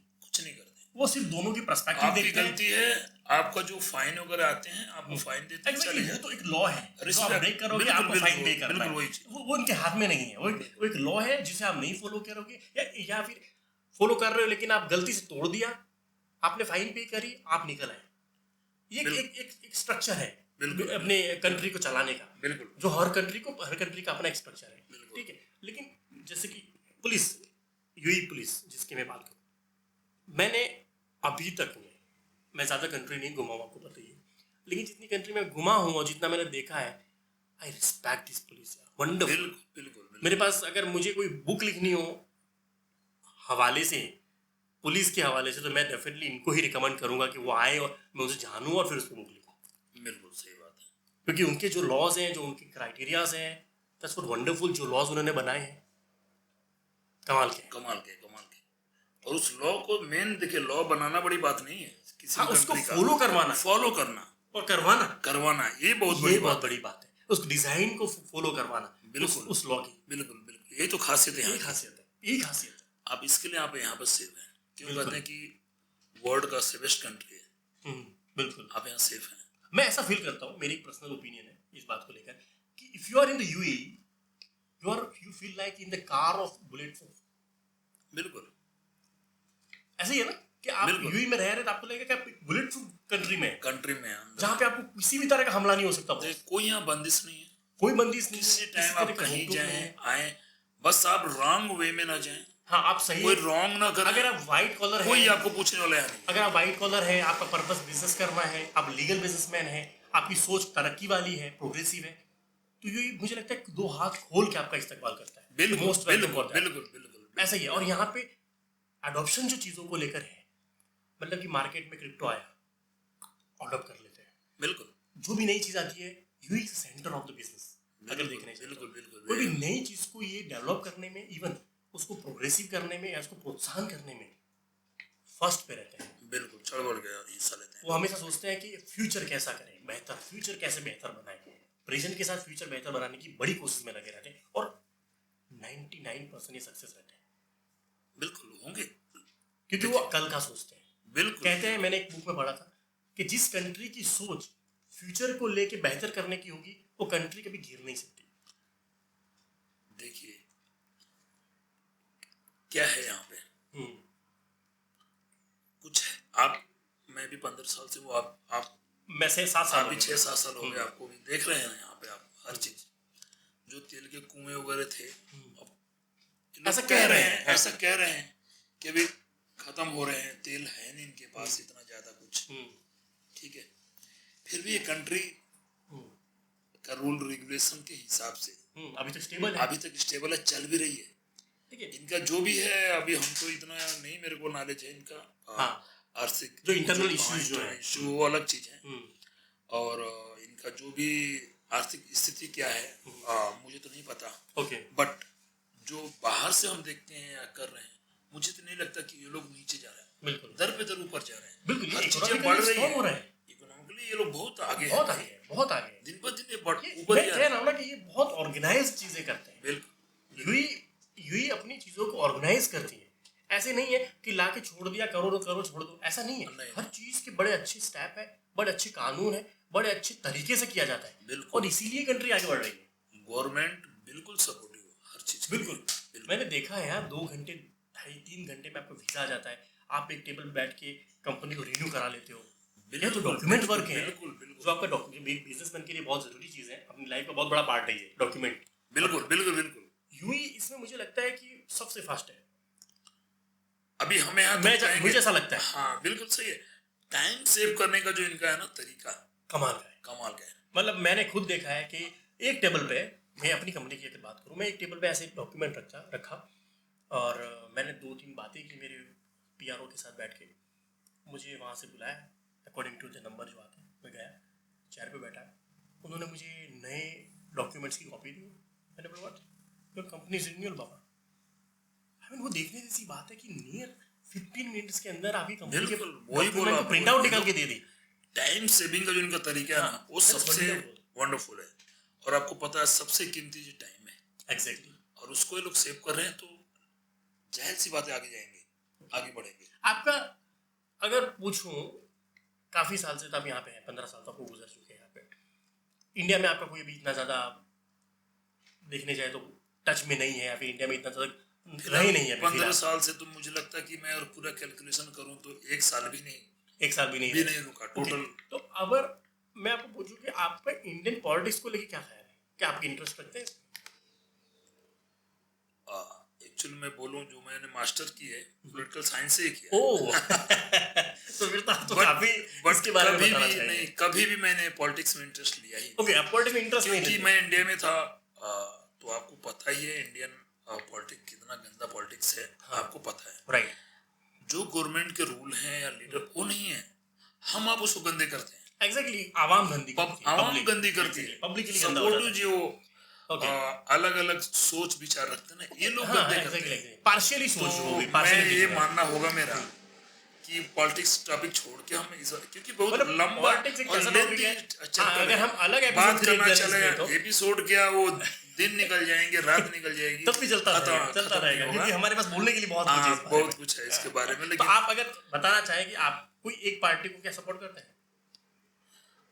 बिल्कुल देखिए, मैं उस पार्टी के साथ हूँ जो आम पब्लिक के साथ है, सोचती है, आम पब्लिक के बारे में सोचती है, इंडिया की आम पब्लिक के हाँ, बारे में। पार्टी कोई भी हो, पार्टी पार्टी से भी हो। कोई मतलब तो अभी नहीं है। आपके हिसाब से जो करंट टाइम जो पीरियड चल रहा है, करंट टाइम पीरियड जो चल रहा है, बिल्कुल उसके हिसाब से आपको क्या लगता है कि कौन सी पार्टी ऑर्गेनिकली काम कर रही है, देश के लिए बेहतर काम करना चाह रही है, प्योरिटी से चल रही है, जो दिख रहा है आपको? अभी देखिए, अभी ये सोशल मीडिया है, इस पे हम किसी का सपोर्ट नहीं कर सकते। नहीं, सपोर्ट बिल्कुल सपोर्ट की बात नहीं है, नाम भी नहीं ले सकते, नाम भी नहीं ले बट सकते। हमारा जो मत है, मानना है, मैं एक ही बात बोलूंगा, हर पार्टी में या हर पार्टी कुछ अच्छे काम करती है, कुछ बुरे काम करती है। ओके, काम बुरे करते नहीं, हो जाता है, हो जाता है। ओके, और कुछ मजबूरी भी होती है मजबूरी करने भी का, होती है, किसी का प्रेशर होता है। क्योंकि देखें, मानना आपकी विचारधारा अलग है, मेरी विचारधारा अलग है, तो कोई भी पार्टी हो जो अच्छे काम कर रही है, मैं उसके साथ में सपोर्ट में रहता हूँ। ओके, बुरे काम करती है तो मैं सीधे सोशल मीडिया पे भी उसको मैं उल्टा करता हूँ। मतलब फेसबुक मैं पे बकायदा फेसबुक में बकायदा मैं डालता हूँ मतलब उल्टा, आँख खोल के उल्टा लिख देते हो बिल्कुल भाई? बिल्कुल। मेरा मेरे जवाब। फेसबुक पे जाएंगे तो आप सीधा पाएंगे हर चीज, ओके, सीधी सी बात है।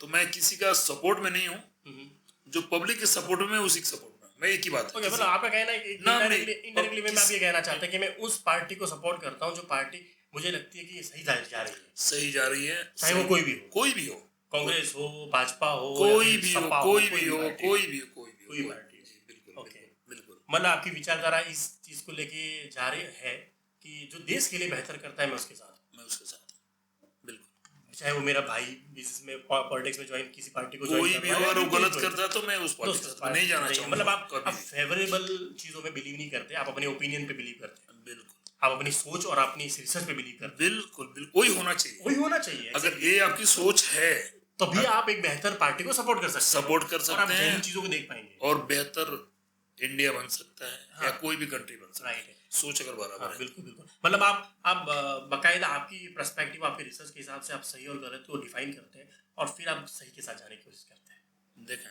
वो तो मेरा मानना है, ये चीजें मैं सोचता हूँ, आप कुछ डिफरेंट आप सोचते हैं, डिफरेंट सोच सकते हैं, दूसरा कोई और डिफरेंट लेकिन ये सोचता तो है, देखो, अब बट सफेद और काला है, अब आप काले को बोले काला तो मैं भी तो काले को काला ही बोलने वाला हूँ। बिल्कुल बिल्कुल सही है, मेरा मानना कोई भी हो, सबके लिए एक ही मैसेज है कि भाई आप अच्छे को सपोर्ट करो। एग्जैक्टली, अच्छा बुरा तो हर इंसान में, हर पार्टी में, सब में है, बिल्कुल। बट आप अच्छाई को सपोर्ट करो, बेहतर वही है। ओके, आपको सब सपोर्ट करेंगे। ओके। और आप जो लाइफ इंडिया में आपने गुजारी और जब आप यहाँ पे आए, तो आपकी किसी आउटडोर गेम में इंटरेस्ट, कोई आउटडोर गेम में जो इंटरेस्ट है, जैसे कि फुटबॉल है या क्रिकेट है, जो इंडिया में क्रिकेट को आप जानते हैं कि एक इकलौती ऐसी गेम है जिसको इतना प्रोत्साहन दिया जाता है, इतना अप्रिशिएट किया जाता है, इतनी पेमेंट दी जाती है, इतनी सैलरी मिलती है उनको, इतना आगे बढ़ाया जाता है। आपको क्या लगता है कि आप कौन सी फील्ड को चूज करते हैं अगर स्पोर्ट में जाना ही चाहते हैं तो? अभी तो चले, हमारा तो एज ही नहीं है। हाँ, एज नहीं, लेकिन अगर आप स्पोर्ट चूज करें, आप चूज करें, अभी मेरा एक बेटा है, उसके फ्यूचर के लिए अगर मैं सोचता हूँ, ओके, तो क्रिकेट का क्रेज तो इंडिया में बहुत ज्यादा है। आपको एशियन कहीं भी, एशियन, इंडिया, हाँ, पाकिस्तान, कहीं बांग्लादेश, भी, ये श्रीलंका, सबकॉन्टिनेंट में ये सब क्रेज जगह बहुत ज्यादा है। कई देशों का तो, जैसे ऑस्ट्रेलिया का, और गेम ही, नेशनल गेम ही है क्रिकेट, राइट, अलग चीज है। हाँ, अलग चीज है। बट मेरा जो मानना है, अगर आप किसी गेम में सक्सेसफुल होना चाहते हैं और कामयाबी अपने दम पे लेना चाहते हैं, तो उसमें मुझे सबसे बेस्ट लगता है फुटबॉल। मेरा जो मानना ओके, है, आपके हिसाब से फुटबॉल अगर बेस्ट है फ्यूचर के लिए, अगर फ्यूचर के लिए, अगर किसी बच्चे को सिखाना है कुछ फ्यूचर में, किसी स्पोर्ट बच्चे में की भेजना बात तो है, नहीं मैं कर सकता, और मेरा बच्चा मतलब स्पोर्ट में जाना चाहता है, ऑर्गेनिकली यही बात बोल रहे हैं ना, कि मतलब कि साफ सुथरी बात कि मैं अपने बेटे को तो भाई फुटबॉलर बनाना चाहता हूँ। बिल्कुल, अगर वो गेम में कहीं इंटरेस्ट रखता है तो मैं बोला बेटा तुम फुटबॉल में जाओ, सीधी सी बात, क्योंकि देखें ये ऐसा गेम है जिसको ऑल ओवर वर्ल्ड के लोग चूज करते हैं। आपके पास ऑप्शन मतलब इसमें पोटेंशियल बहुत ज्यादा है। पोटेंशियल बहुत ज्यादा है, ऑप्शन बहुत सारे खुले हैं आपके पास। क्रिकेट ऐसा गेम है जो एशिया को छोड़ दो तो कुछ कंट्रियों में गिने चुने में लोग इंटरेस्ट रखते हैं। ओके। बाकी क्रिकेट को कोई इतना मतलब देखना नहीं चाहता। हाँ, अमेरिका में जैसे कि किसी को शौक नहीं है क्रिकेट देखने का। वही बात मैं बोल रहा हूँ। और आने वाला जो इंडिया में फ्यूचर है, मेरा जो मानना है, क्रिकेट के बाद फुटबॉल, ओके, हॉकी हो गया। ओके, जो नई जनरेशन नई जनरेशन आ रही है।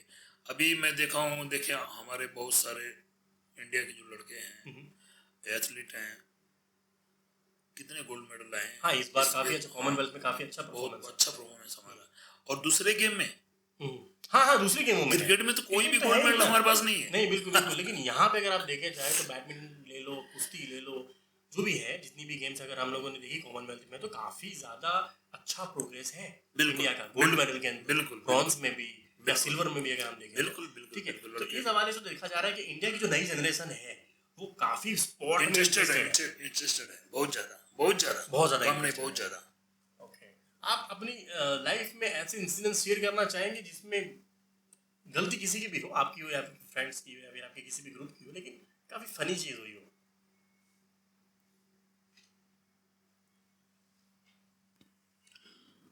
जी, आपने जो फनी मोमेंट मेरे लाइफ का बोला है, तो एक मैं एक्चुअली बोलूँ तो ये सीरियस भी हमारे लिए है और फनी भी लगता है। ओके, मतलब सीरियस भी है और फन भी है उसमें। फन भी है उसमें। मैं अपने बिहार पे सोचता हूँ तो फनी आता है, मैंने क्या किया लाइफ को। ओके, जब पीछे मुड़ के देखते हैं तो आपको कुछ हंसी भी आती है, हंसी भी आती है और पछतावा भी होता है। उसके बाद तो पछतावा तो बहुत आता है, थोड़ा नहीं, बहुत ज्यादा। क्योंकि हमने शायद लाइफ के 3 साल यूं ही गंवा दिए। बहुत रिग्रेट है पीछे। हाँ, ये बहुत ही, समझिए मैं क्या बोलूं, इसके बाद कोई वर्ड नहीं है। 3 साल जो टाइम गया लाइफ का, हाँ, डेफिनेटली अगर आपने रिकवरी करना बहुत मुश्किल होता है आपको लाइफ में। और 3 साल बहुत ज्यादा टाइम होता है, आपको पता है हर चीज। तो एक्चुअली मेरे एक खास दोस्त हैं जो फनी मोमेंट जो मुझे लगता है मेरे लाइफ का, मेरे पास आए। उन्होंने कुछ किसी कंपनी का नाम नहीं लूंगा मैं एक्चुअली, और नेटवर्क मार्केटिंग का MLM, हाँ बस, हाँ, उसका कुछ प्लान दिखाए और मैंने देखा, हाँ, मैं बोला सही है, चलेगा। वो बोले आपको इसमें बाय फोर्स बोले जुड़ना करने का तरीका, हाँ, जुड़ना पड़ेगा। ओके। तो बोले बहुत क्लोज फ्रेंड थे। मैंने जुड़ने का मतलब नहीं है मैं जुड़ जाऊंगा, लेकिन मेन बात है मेरा फैक्ट्री है और मैं यार ऐसे बिजनेस कर रहा हूँ और ये घर घर जाके लोगों को मोटिवेट करना, प्लान दिखाना, वो भी अपनी कंपनी के लिए किसी और। मतलब ये तब की बात है जब आपने जाके फैक्ट्री डाली थी लेथ मशीन वाली? बिल्कुल, जब चल रही थी उसी दौरान। मैं बोला था कुछ गलत स्टेप आए थे। मैंने पहले ये मेरा लाइफ का गलत स्टेप था। मैं आपको बता रहा हूँ, जहाँ पे आपने एंट्री किया। हाँ, बिल्कुल बिल्कुल। तो मैं बोला यार, और मजा नहीं आया। अभी हमारा एज भी थोड़ा ऐसा हो गया है और मैंने, लोग बोलेंगे यार इधर के क्या कर रहा बंदा है, फैक्ट्री डाला हुआ है, इतना पैसा इन्वेस्ट किया, ये कर रहा है। वो बोले यार इसमें ये है वो है, मतलब बहुत बाई फोर्स। मुझे अब मित्र हैं तो मना भी नहीं कर सकते। ज्यादातर MLM में यही होता है। हाँ, मित्रों को पहले फंसा लेते हैं भाई। हाँ, वो इमोशनली एक तरह से फंसाना शुरू कर दिए। स्कैम है एक तरह। हाँ, कि आपके बहुत सारे नेटवर्क हैं तो इससे हमारा फायदा हो जाएगा।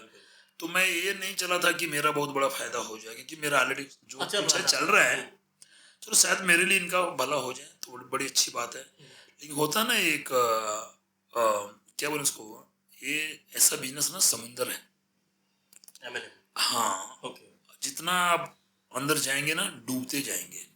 मतलब आपके पांव धंसते एक बार, हाँ, धंसते, अंदर चले जाते हैं। वो अब बाहर आने का बहुत दलदल का है ये समुद्र नहीं, दलदल है।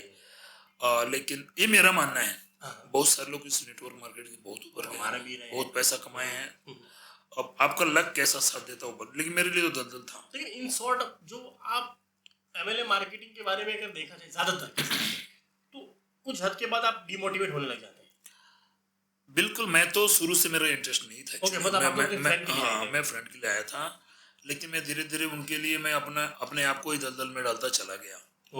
और एक टाइम ऐसा है कि मैंने फुल टाइम काम करना शुरू कर दिया इस पे, मतलब फैक्ट्री को छोड़ के। हाँ, फैक्ट्री को, हाँ, अपने जो भी हमारा सुपरवाइजर था उसके हवाले छोड़ के अब मैं इसमें इसमें लग गए। करने लग गया। उधर लॉस ही लॉस तो शुरू आपका हो कहना गया। है sort है मेरा ये था कि अभी तो मैं, मेरे फ्रेंड है नहीं Okay. और लेबर के थ्रू हम फैक्ट्री मतलब चला आप नहीं ये कहना सकते। चाहते हैं इनडायरेक्टली कि एमएलए मार्केटिंग में आया और मैंने अपनी 20 लाख इन्वेस्टमेंट वाली फैक्ट्री को इग्नोर करना शुरू कर साइड इग्नोर करना शुरू दिया किया। और एक बिल्कुल फेक बिजनेस के चक्कर में मैंने अपने इतना बड़ा बिजनेस खोल दिया। बिल्कुल बिल्कुल मतलब खो दिया और मेन टाइम खो दिया। मेन चीज बहुत बड़ा है आसान देखिए, पैसा खोया बहुत बड़ी बात नहीं थी, लेकिन वक्त कमा सकते। जो वक्त गया 2-3 साल मेरा, वो बहुत बड़ा मतलब ये हो गया, समझिए हमारे लिए लाइफ का बहुत कुछ ले गया। जैसे कि आप हमारा बताना चाहें। अब बताना चाहूँ तो हमारे जो बहुत बड़े बड़े ख्वाब थे वो तो फनी गया था मुझे, मतलब हाँ, ये समझ में नहीं आया। फनी ये चीज हो गया, मुझे खुद पे हंसी आती है कि क्या किया मैंने। ओके, मतलब आप कभी भी सोचते कि मैं मेरे ऐसा से स्टेप लिया क्यों?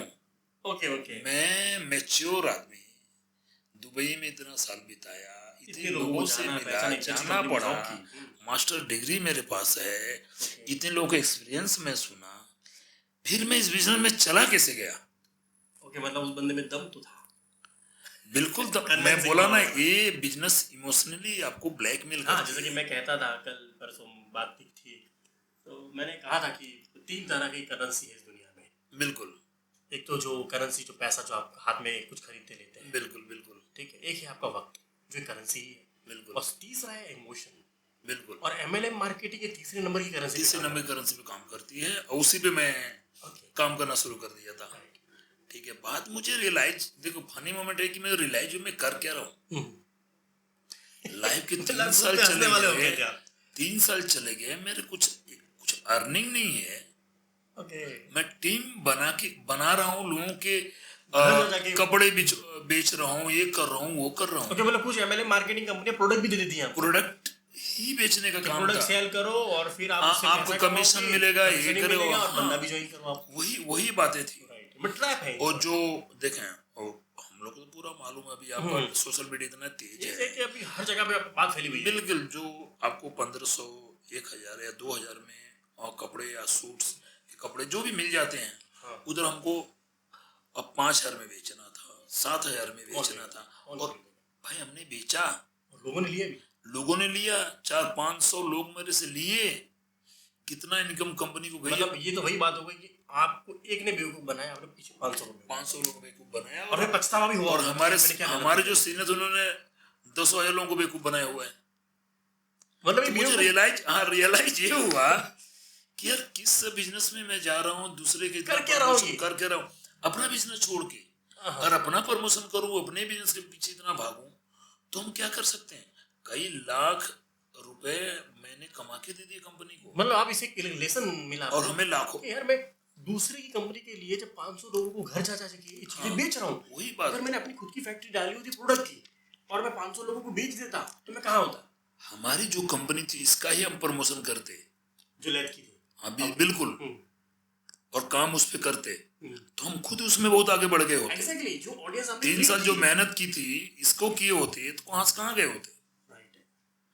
तो हंसी सी बात की आती है कि मैंने ऐसा डिसीजन लिया क्यों। मतलब आपने एक ऐसे खोया बहुत कुछ, लेकिन हंसी खुद पे आती है। फनी मोमेंट और किसी के लिए नहीं था, ये मेरे लिए था। मतलब और आज भी हंसी आती है, कभी-कभी। आज भी हंसी आती है। जो क्या कर दिया मैंने? बिल्कुल 3 साल मैंने कहा। सो मैं 3 साल ये करके, जैसे भी करके, अभी मेरे लाइफ का एक दौर ऐसा आ गया, कंपनी को मुझे बेचना पड़ा। मैं बोला नहीं बेचेंगे तो जो कुछ है वो इंडिया में थी। हाँ इंडिया में फैक्ट्री थी, पूरी बेचनी पड़ी। पूरी फैक्ट्री बेचनी पड़ी। अगर नहीं बेचता तो अपने आप बिक जाते, कि लेबर की सैलरी, रेंट, बिजली का बिल, कुछ नहीं निकल रहा था, कुछ भी, क्योंकि मैं टाइम नहीं दे रहा था। एक्चुअली कहना क्या है, मैं आप इसको बाद में आपको डिफाइन करूंगा इस चीज को, मैं आपको बाद में मोरल में बताऊंगा आपको क्या चीज है इसका मेन, हमें क्या करना चाहिए जो अपनी लाइफ से सीखा। अभी मैं इसकी थोड़ा सा बात है मेरा रह गया। फिर मैंने 3 साल बाद यूएई आने के लिए सोचा।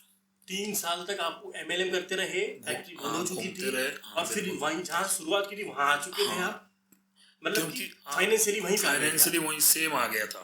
ओके, फिर आपको यूएई की फिर से याद आई कि अभी जाना पड़ेगा। फिर मैं जीरो हो गया था, जो पैसे लगाए थे वही हमारे वहाँ पड़े थे, ओके, और कुछ हमारे पास था, हालांकि कुछ लॉस में भी गए थे। ठीक है, राइट। तो फिर मुझे डिसीजन ये लेना पड़ा कि मैं यूएई चलूंगा, वहाँ जाके कुछ करता हूँ और फिर कुछ करता नहीं फिर से शुरुआत हूँ। करता अभी हूँ। शुरुआत करने के लिए क्या था हमारे पास यहाँ, जॉब ही जॉब था, था एग्जैक्टली, जॉब छोड़ गया तो जॉब ही जॉब भी करना था। करना था, राइट। मैं फिर 2016 लास्ट दिसंबर में अगेन मैं यूएई आया ओके, और इस कंपनी में as a manager job join job किया। किया। वो कौन सी कंपनी थी, मतलब कंस्ट्रक्शन कंपनी? नहीं, ये labour supply company. Labour supply हाँ, कंपनी, जो आप मैनेजर की पोस्ट पे थे। उधर था। मैं आया, मैं 1 साल काम किया। 1 साल काम कर, बोले ना सपने जब आपके बड़े तो होते हैं आपको ना, वही सैलरी आपको मिली जो आप छोड़ के गए थे? ना ना वो सैलरी कहाँ आप, क्योंकि हमने उस कंपनी में टाइम दिया था, राइट, काम किया आप तो था। नए फ्रेशर थे आपको यहाँ तो फिर हम फ्रेशर हो गए। ओके, तो क्या सैलरी बनी? यहाँ पे सैलरी अभी सब कुछ ले दे के 4-4.5 हजार दिरहम तक। पर 4,500 दिरहम 12,000 से सीधा, हाँ, सीधा मतलब सीधा, मतलब ग्राउंड फ्लोर पे आ गया। बिल्कुल ग्राउंड फ्लोर पे आ गया। तो शुरुआत ये था कि हमने तो टाइम खोए, पैसे खोए, ओके, करना तो हमें बड़ा है, नौकरी से तो होगा नहीं। 1 साल तक हमने नौकरी किया, फिर थोड़ा मार्केट अपना बनाया, लोगों से मिला जुला जो भी है। 1 साल बाद उस कंपनी को मैंने रिजाइन दिया ओके, और अपना खुद का बिजनेस करने के लिए यूएई में सोचा, मतलब खुद की कंपनी डालने की सोची आपने? खुद की, हाँ। ओके, फिर उस टाइम आपको पता है सैलरी इतनी थी नहीं, तो जी इतनी हमारे पास बैलेंस हो तो एक अभी थोड़ा सा मैं नाम नहीं डिफाइन करूँ किसी का, एक मित्र है, उनके साथ मिलके बिजनेस शुरू किया। फिर से एक मित्र मिले आपको? हाँ, फिर एक मित्र मिले। मिले। फिर कहानी शुरू हाँ, हुई क्योंकि हमारे पास देखिए फाइनेंशियली इतना मैं स्ट्रांग नहीं तो था। उस मित्र के पास फाइनेंस था? हाँ, मित्र के पास फाइनेंस था। ओके, मतलब यहाँ पे कहानी उल्टी थी, वहाँ पे आपके Actually- मित्र के पास पैसे नहीं थे और आपके पास पैसे थे। एक्चुअली यहाँ पर जो था कंपनी उनकी थी, मेहनत मैं बोला मैं करके दूंगा। ओके, मतलब ऐसा था कि ये था, कंपनी उनकी थी, ऑनर भी वही थे, सब कुछ वही था, लेकिन उनके पास उस कंपनी को चलाने का इल्म नहीं था इल्म नहीं था, और वो आपके पास था। या वो कुछ और क्षेत्र में काम कर रहे थे। एनीवे उनका मैटर है। ये बात किस चीज की थी? वो कंपनी जो मरीन सर्विस की थी, मरीन सर्विस कंपनी ओके, थी। और आपने ऑलरेडी पहले ही इनका मतलब इंपोर्ट एक्सपोर्ट के दौरान मरीन और इसमें सब कुछ, हाँ, जानते भी बिल्कुल थे आप? बिल्कुल बिल्कुल। Okay. तो हम लोग एक्चुअली उसमें मरीन सर्विस में कुछ काम करने के लिए बोला, टैंक क्लीनिंग वगैरह काम जॉब शुरू किया।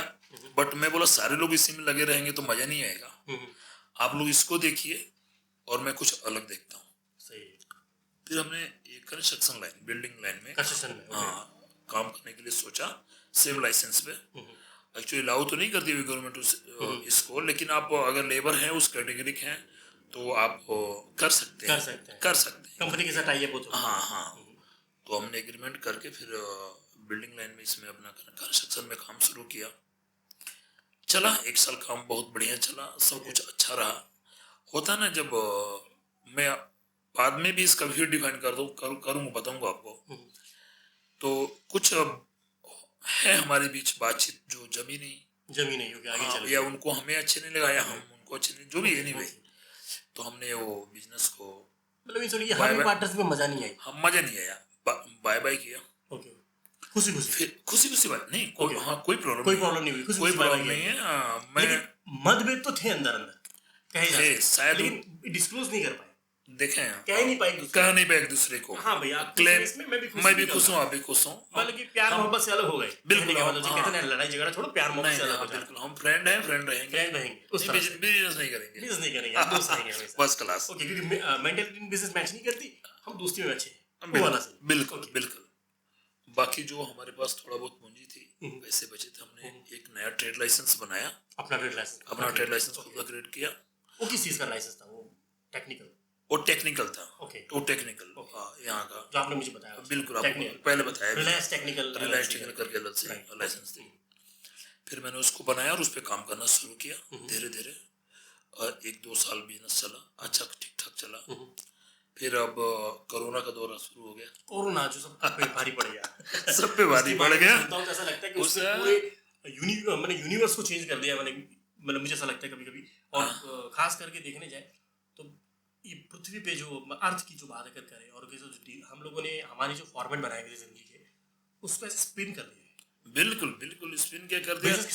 मैं बोलता हूँ, मैं तो इतना बड़ा बिजनेसमैन नहीं था, ठीक है, जो छोटे जो भी बिजनेसमैन थे या कॉन्ट्रैक्टर थे या जो भी थे, सबको कोरोना ने स्पॉइल कर दिया।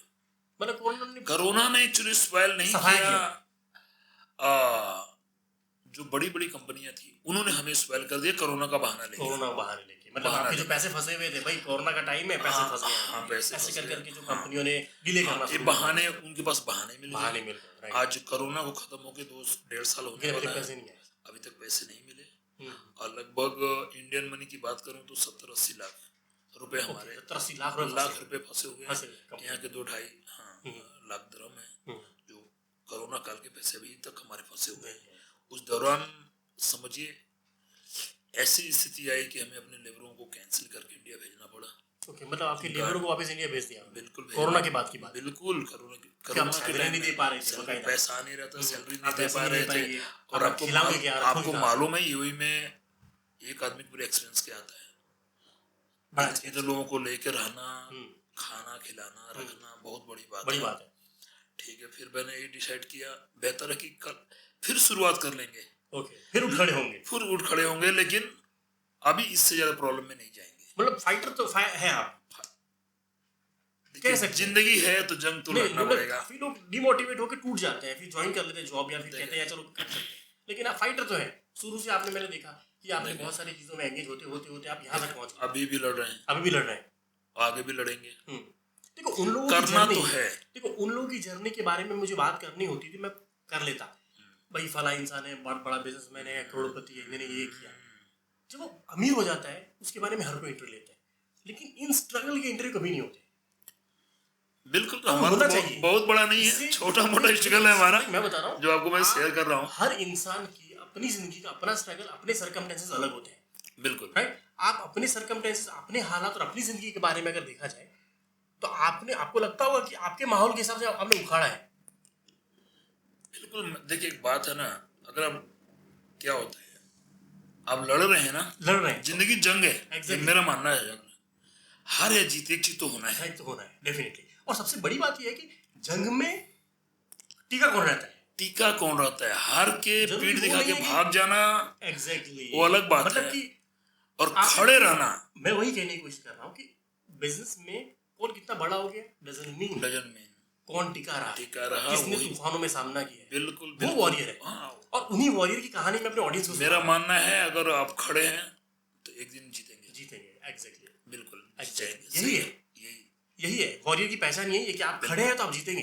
बिल्कुल।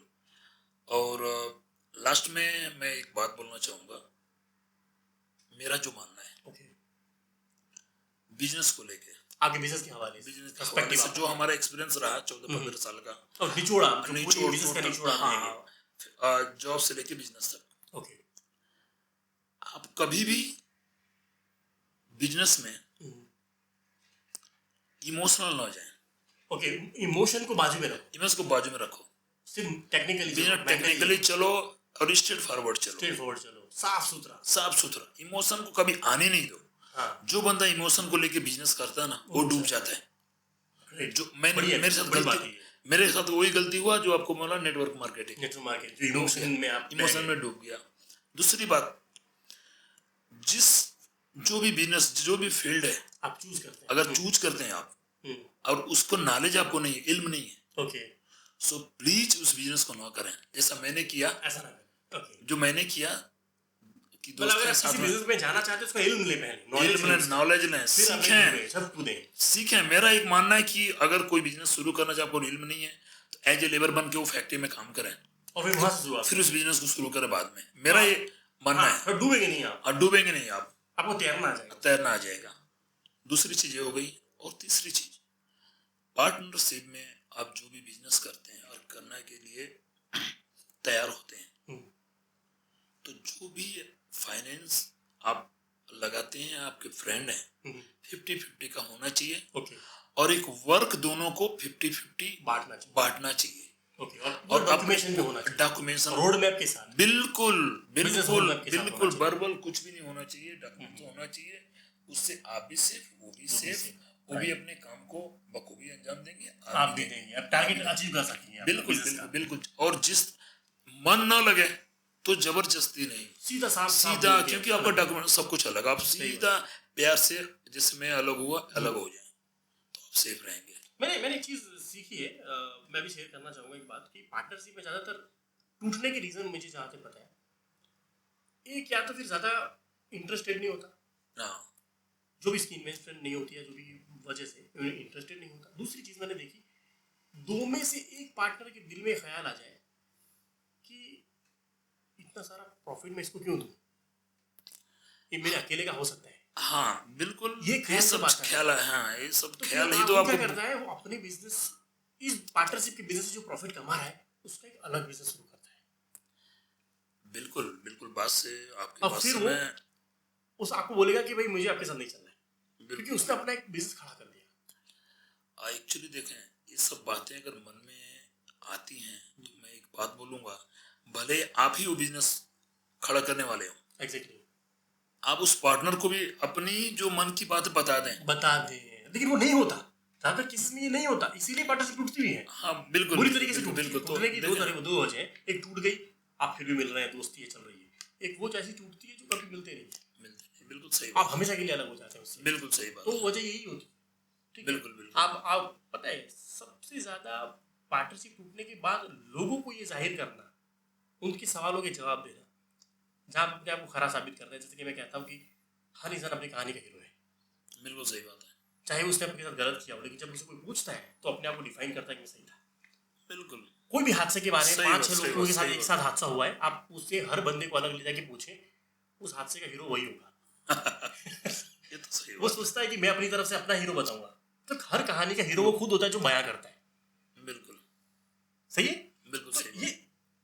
ये जो चीजें हैं बहुत सारी। अब मुझे एक और क्वेश्चन है जो हम हमारी सेशन को खत्म करेंगे, क्योंकि काफी लंबी हो गई है बिल्कुल, बातचीत बिल्कुल, थोड़ा और मुझे लगता है कि ये जानना बहुत जरूरी होगा लोगों देखिए के लिए। बातें करेंगे तो इतनी बहुत सारी हैं, करें तो मैं बोला ना, पहले बता, अभी बता रहा हूँ, कई दिन गुजर दिन जाएंगे, गुजर टॉपिक जाएंगे, इतने हैं, बहुत सारे टॉपिक्स, जो 15 साल का एक्सपीरियंस रहा है, एक एक टॉपिक और डिफाइन करने जाएं तो बहुत सारी चीजें निकल आएंगी, वीक निकल जाएगा, वीक निकल खत्म नहीं जाएगी, होगा, खत्म नहीं होगी। डिस्कस नहीं, करना मैं है। एक सवाल ये था कि समाज और सोसाइटी को लेके आपकी क्या ख्याल है? कहाँ का, यहाँ या इंडिया? इंडियन सोसाइटी के बारे में। सोसाइटी जो हमारी है, जो हमारा कल्चर है, उसके मुताबिक आप क्या सोचते हैं कि अभी हमारा कल्चर कहाँ जा रहा है, हमारी सोसाइटी कहाँ जा रही है? एक्चुअली मैं देखिए, जो भी है ये डिस्कशन में मैं अपना, मेरा जो बात है अपनी ओपिनियन रखिए। मैं वही रखता हूँ, अपनी ओपिनियन रखता हूँ, मैं दूसरे का वो दूसरे के पर्सपेक्टिव उनके अलग, सबका सोच अलग है, सब कुछ अलग है। मेरा एक मानना है, आपका पहले तो कानून देश का जो है उसको आपको फॉलो करना चाहिए, Okay. उस पर अडिग रहना चाहिए। एक कानून कभी गलत नहीं होता, गलत करने वाले हम लोग होते हैं। बिल्कुल बिल्कुल बिल्कुल लॉ तो हमारे लिए बनता है, बिल्कुल, लॉ तो हमारे लिए है, और लॉ फॉलो करते हैं तो बड़ी अच्छी तो बात है, बड़ी खूबसूरत जिंदगी जी सकते बहुत खूबसूरत जिंदगी आपके वजह से कई लोग जी हैं, कई लोग सकते जी हैं। सकते हैं, एग्जैक्टली। और दूसरा बात, जो हमारी सोच है, जो हमारी प्रकृति या हमारा कल्चर है, बहुत बेहतरीन है, बिल्कुल, बहुत उसमें कोई शक बेहतरीन नहीं है, इसमें कोई शक नहीं है। कहते हैं जो कहीं नहीं मिलता वो इंडिया में मिलता है, इंडिया में मिल जाता है, एग्जैक्टली नेचर। ऐसे ही हाँ हर चीज इंडिया में हाँ, मौजूद है। इस बर्फबारी भी देख सकते हो, रेगिस्तान भी देख सकते हो, बिल्कुल हर बिल्कुल चीज, बिल्कुल, बारिश भी, आप ठंडी, मौसम ऐसी ठंडी, ऐसी जगह भी गर्मी, देख सकते हो, हर जगह हर चीज देख मिलेगी सकते आपको हो, वहाँ पे। पहाड़ देख सकते पहाड़ हो, देख सकते झील, हो, हर चीज झरने, आप जो चाहो मिलेगा, समुंदर, रेत, सब कुछ सब देख कुछ सकते मिलेगा आपको। हो। सब चीज को खराब करने वाले हम लोग हैं। बिल्कुल, प्रकृति को डैमेज करने वाले अपनी सोच को बदलिए, अपनी मेंटेलिटी को बदलिए, दूसरों का सोच क्या है वो कर रहे थे मैं भी करूँ वाली सोच ये मत करिए। अगर उनको किसी चीज में जो चीज अच्छी लगती है, आपको शायद बुरी लगती है, डेफिनेटली सही बात है, हर इंसान का पर्सपेक्टिव है, अलग अलग है, सही है। तो मेरा ये मानना है, और कोई जो जिस चीज में खुश है उसको फ्री रहने दें, ओके, उसको करने दें, आपको जो अच्छा लगता है वो करें। हर किसी के बीच में एक कदम उंगली ना करें, उंगली ना करें, उंगली ना करें, उंगली ना करें। सही पर है। टांग अड़ाने वाले काम इंडिया में ज्यादा है। क्यों? रीजन एक है, पब्लिक ज्यादा है, बिल्कुल, बेरोजगारी सेकंड ज्यादा है, पॉपुलेट कंट्री है हमारी, बेरोजगारी ज्यादा है, बिल्कुल। और जो कानून की बात कर रहे हैं, हमारा कुछ देखें, बोला ना, हर चीज में कुछ अच्छाई है तो कुछ बुराई बुराई भी है, बिल्कुल। तो मुझे लगता कि इंडियन जो 70% पब्लिक है ना, बुराई में ज्यादा ध्यान रखती है। हाँ मतलब नेगेटिव जैसा न्यूज़ जैसा ज़्यादा निगेटिव न्यूज फैलाती है व्हाट्सएप पे, फेसबुक पे, हाँ हाँ इधर उधर। अभी आप इंडियन है, आप आपसे बेहतर कौन समझ सकता है इस चीज को, मैं इसका डिफाइन नहीं करूंगा बहुत नहीं कुछ। बिल्कुल बिल्कुल मैं समझ सकता हूँ कि जैसे कि अभी मैं इस पे एक बात बोलूँगा कि हम देखते हैं कि इंडिया में न्यूज़ चैनल्स हैं हमारे जितने। अब आप न्यूज़ चैनल को देखें तो ऐसी एक न्यूज़ चैनल उठा के मुझे दिखा दें जहाँ पे पॉजिटिव न्यूज़ चल रहा है। अब मैं आपको एक छोटा सा उदाहरण देना चाहूंगा। जो जब मैं छोटा था, बचपन की बात बता रहा हूँ, एक चैनल था दूरदर्शन, एग्जैक्टली हाँ उस पे न्यूज आते थे। 2:30 बजे का न्यूज़, हाँ, 2:30 बजे का न्यूज, शाम को 7 बजे 7 का बजे का न्यूज, न्यूज़, जो भी हो, एक फिक्स टाइम, फिक्स टाइम था। Bulletin news. सारे पब्लिक वो टाइम में आके न्यूज देखती थी। एक ही दूरदर्शन था हाँ हमारा, जो न्यूज ज्यादा सबको मिलता था। सबको मिलता आज इतने सारे न्यूज चैनल बने हैं और सिर्फ और पैसे 24/7 वो भी 24/7 है, और सिर्फ पैसे कमाने के लिए लिए बने बिल्कुल लोगों को आपस में लड़ा रहे हैं, फोड़ रहे हैं। बिल्कुल। तो मेरा ये मानना है ना, इस सारे न्यूज चैनल को बाइकआउट करना चाहिए, या फिर एक लॉ आना चाहिए इसके लिए या लॉ आना चाहिए कि क्या आप बता सकते हैं क्या नहीं बता सकते, कितनी हाँ, अगर आपकी न्यूज़ में उनकी सच्चाई नहीं है हाँ, तब एक लिमिट होना चाहिए, बोलने की लिमिट होना लिमिट होनी चाहिए चाहिए। चैनल को। सही बात है, और गरिमा में बोलना चाहिए। कुछ चैनल्स आपने देखे होंगे जो गरिमा से बाहर जाके बात करें। गरिमा से बाहर सारे चैनल हैं वो तो। देखिए अभी क्या आ गया, सोशल मीडिया आ गई, उनको फेमस होना है, फेमस होंगे तो पैसे मिलेंगे। बिल्कुल ये सब चीजों, पैसे के लिए इंसान किस हद तक गिरा जा रहा है, इसकी कोई लिमिट नहीं। बिल्कुल तो बस वही चीज, कुछ सबके अंदर एक बाउंडेशन होना चाहिए, हाँ हर चीज की एक लॉ बननी चाहिए। लॉ इस बननी चीज चाहिए। के भाई अंदर तुम्हारे लॉ है, एक यहाँ क्राइटेरिया तक ये कर है भाई सकते आपका, इस हाँ, क्राइटेरिया में आप बोले। बस क्या है कि कुछ ऑफेंडिंग चीजें जो है, जो एक दूसरे के धर्म के बारे में, कम्युनिज्म के बारे में, या फिर किसी भी हवाले से अगर हम देखने जाएं तो बेधड़क बोल देना या फिर अपने पर्सपेक्टिव को रख देना, ये कहते हुए कि हम तो डेमोक्रेट कंट्री में हैं, हम तो बोल सकते हैं, ये क्या क्या कुछ भी नहीं, बोल दो। देखें ये गलत चीज है, और हम डेमोक्रेट कंट्री में हैं, और सबसे खूबसूरती हमारे यहाँ की हिंदू मुस्लिम सिख ईसाई एग्जैक्टली हम साथ मिलकर रहना चाहते हैं, साथ में रह रहे हैं। हम्म, सबका धर्म अलग अलग अलग है, है अपने धर्म के लिए सब लोग पहचाने जाते हैं, बिल्कुल। अपने धर्म के अनुसार सब लोग पूजा पाठ करते हैं, Exactly. ये जो करते हैं। तो सबको खुली आजादी होनी चाहिए, बात मेरा करने मानना की, है। बात करने की, हाँ, बात करने की, उनका अपना धर्म अपना निभाने की, धर्म निभाने की खुली आजादी होनी चाहिए। बिल्कुल। इसमें कोई किसी का इंटरफेयर हाँ आप नहीं क्या करना है, चाहिए। जहाँ तक मैं समझ रहा हूँ, यहाँ पे बैठ के जो न्यूज़ देखता हूँ, पॉलिटिकल पार्टियां अपने धार्मिक रंग में आ गई हैं, और इस वजह से जो कॉन्फ्लिक्ट क्रिएट हो रहे हैं इंडिया के अंदर, जो अनचाहते ना चाहते हुए भी, जैसे मैं कहूँगा कि ना चाहते हुए भी आपस में लोग इतने इमोशनली अटैच्ड हैं उन लोगों से कि आपस में बैठ के भी ये सोचते हैं कि हम दो अलग हैं, हालांकि न्यूज़ देख रहे होते हैं। मैं आपको बताऊं, हम यहाँ रह रहे हैं यूएई में, कभी अपने न्यूज में यूएई के बारे में कोई न्यूज में गलत वर्ड कभी बोला? कभी नहीं, मैंने अभी तक नहीं। धर्म के लिए चलो, ये मुस्लिम कंट्री है, धर्म के लिए हम रह रहे हैं, हमें कोई प्रॉब्लम बिल्कुल, मेरा ये मानना है जो पार्टियां हैं, पॉलिटिक्स पार्टी इनको खत्म करनी चाहिए, एग्जैक्टली खत्म कर देनी चाहिए, कोई पार्टी रहेगी नहीं। ओके एक राष्ट्रपति शासन है, उसको लागू करो, एक रूल सबके लिए बनाओ, ओके, और एक लॉ, सिंगल लॉ, एक सिंगल लॉ पे काम करो, कोई डिबेट नहीं चलेगा, कोई डिबेट नहीं चलेगा, कोई मतलब देखें, भड़काऊ लोग तो मेन डिबेट से होते हैं, पार्टियों से होते हैं, ये सब खत्म करना बहुत जरूरी है। अभी अभी ना एक बहुत बड़ा ऐसा तबका है इंडिया के अंदर जो सुनता है उसे अप्लाई कर देता है रिसर्च किए बिना। एक बहुत बड़ा तबका, बिल्कुल बिल्कुल, मैं नाम नहीं लेता किसी पर्टिकुलर पार्टी या पर्टिकुलर न्यूज चैनल के बारे में, लेकिन मैं रियल में बता रहा हूँ, एक बहुत बड़ा तबका पनप रहा है, जो पनप चुका है आधे हद तक, और कुछ स्ट्रांगली पनप गया है, जो सुनता है उसे मान लेता है, हिस्ट्री के बारे में गलत सुनेगा और गलत मानेगा। मैं आपको एक ही बात बता रहा हूँ, इंडिया में बोला एक ही बात, पब्लिक ज्यादा है, एग्जैक्टली अनएजुकेटेड लोग ज्यादा है, एजुकेशन तो जो पढ़ नहीं सकते, लिख नहीं सकते, अगर हम कुछ बोलेंगे तो वो सुनेंगे, उसको सच्चाई मान लेंगे, और ज्यादातर वो सच्चाई मान के। मैंने इंडिया में एक और चीज भी देखी कि आप किसी गांव में जाते हैं, आप गांव के, आपको मैं भी गांव से ही बिलोंग करता हूँ, लेकिन हम गांव में जब एक ऐसे गांव में जाते हैं जहाँ पे बहुत गिने चुने लोग पढ़े लिखे हैं, और वहाँ जाके आप बोलते हैं कि मैं फला एजुकेशन लेके आया हूँ, तो आप उन्हें कुछ भी बोलेंगे, आपको उस अनपढ़ इंसान से ज़्यादा ट्रस्ट करेंगे, हालांकि अनपढ़ इंसान सच्चा हो तब भी। इसका सबूत आप देखिए, बहुत सारे संत महात्मा पुजारी अपने इंडिया में पूजे जाते हैं। सही है। और उनका देखें उस पूजा के थ्रू या धर्म के थ्रू उनका बिजनेस आड़े में चल रहा है, बहुत बड़ा बड़ा बिजनेस चल रहा है। मैंने बोला कि 3 कंट्री है, 3 करेंसी है, वही टाइम, वो इमोशन, मनी, लास्ट वाले वही है, और इमोशन। सबसे बड़ा पैसा इमोशन में। इमोशन में कौन आता है? कौन आता है? धार्मिक लोग, दुखी लोग, टूटे हुए लोग, सबसे बड़ा हिस्सा समाज का, जिसे कहते हैं। सिर्फ सुनने वाले लोग। और पढ़ने वाले लोग जिस दिन इंडिया में ज्यादा हो गए, उस दिन ये सारा इमोशन खलास हो जाएगा, सब दुकानें बंद हो जाएंगी। कहने का मतलब ये है कि इंडिया में ज्यादा से ज्यादा एजुकेशन पे फोकस करना चाहिए, न कि धर्म, जात और किसी और चीज। एजुकेशन जिस दिन ज्यादा आ गया, ये सारी बुराइयां खत्म हो जाएंगी और इंडिया वर्ल्ड का नंबर 1 कंट्री बन जाएगा। मेरा ये मानना है। और ऐसा क्यों? पब्लिक ज्यादा है और ज्यादा पब्लिक एजुकेटेड हो गई तो आपको पता, अभी भी हम बहुत आगे हैं। और अब्रॉड में आइए या आप यूरोप में जाइए, हमारे इंजीनियर, डॉक्टर्स सारी जगह फैले हुए हैं। बिल्कुल। हाँ, जो बड़े बड़े अमेरिका की, हाँ देखिए, हम जो बड़े काम कर रहे हैं, मोस्ट ऑफ सीईओज हैं सारे इंडियन। कहीं आप जाइए, गूगल से लेकर माइक्रोसॉफ्ट तक, कहीं तक जाइए, आप देखिए सीईओ सारे इंडियन देखिए।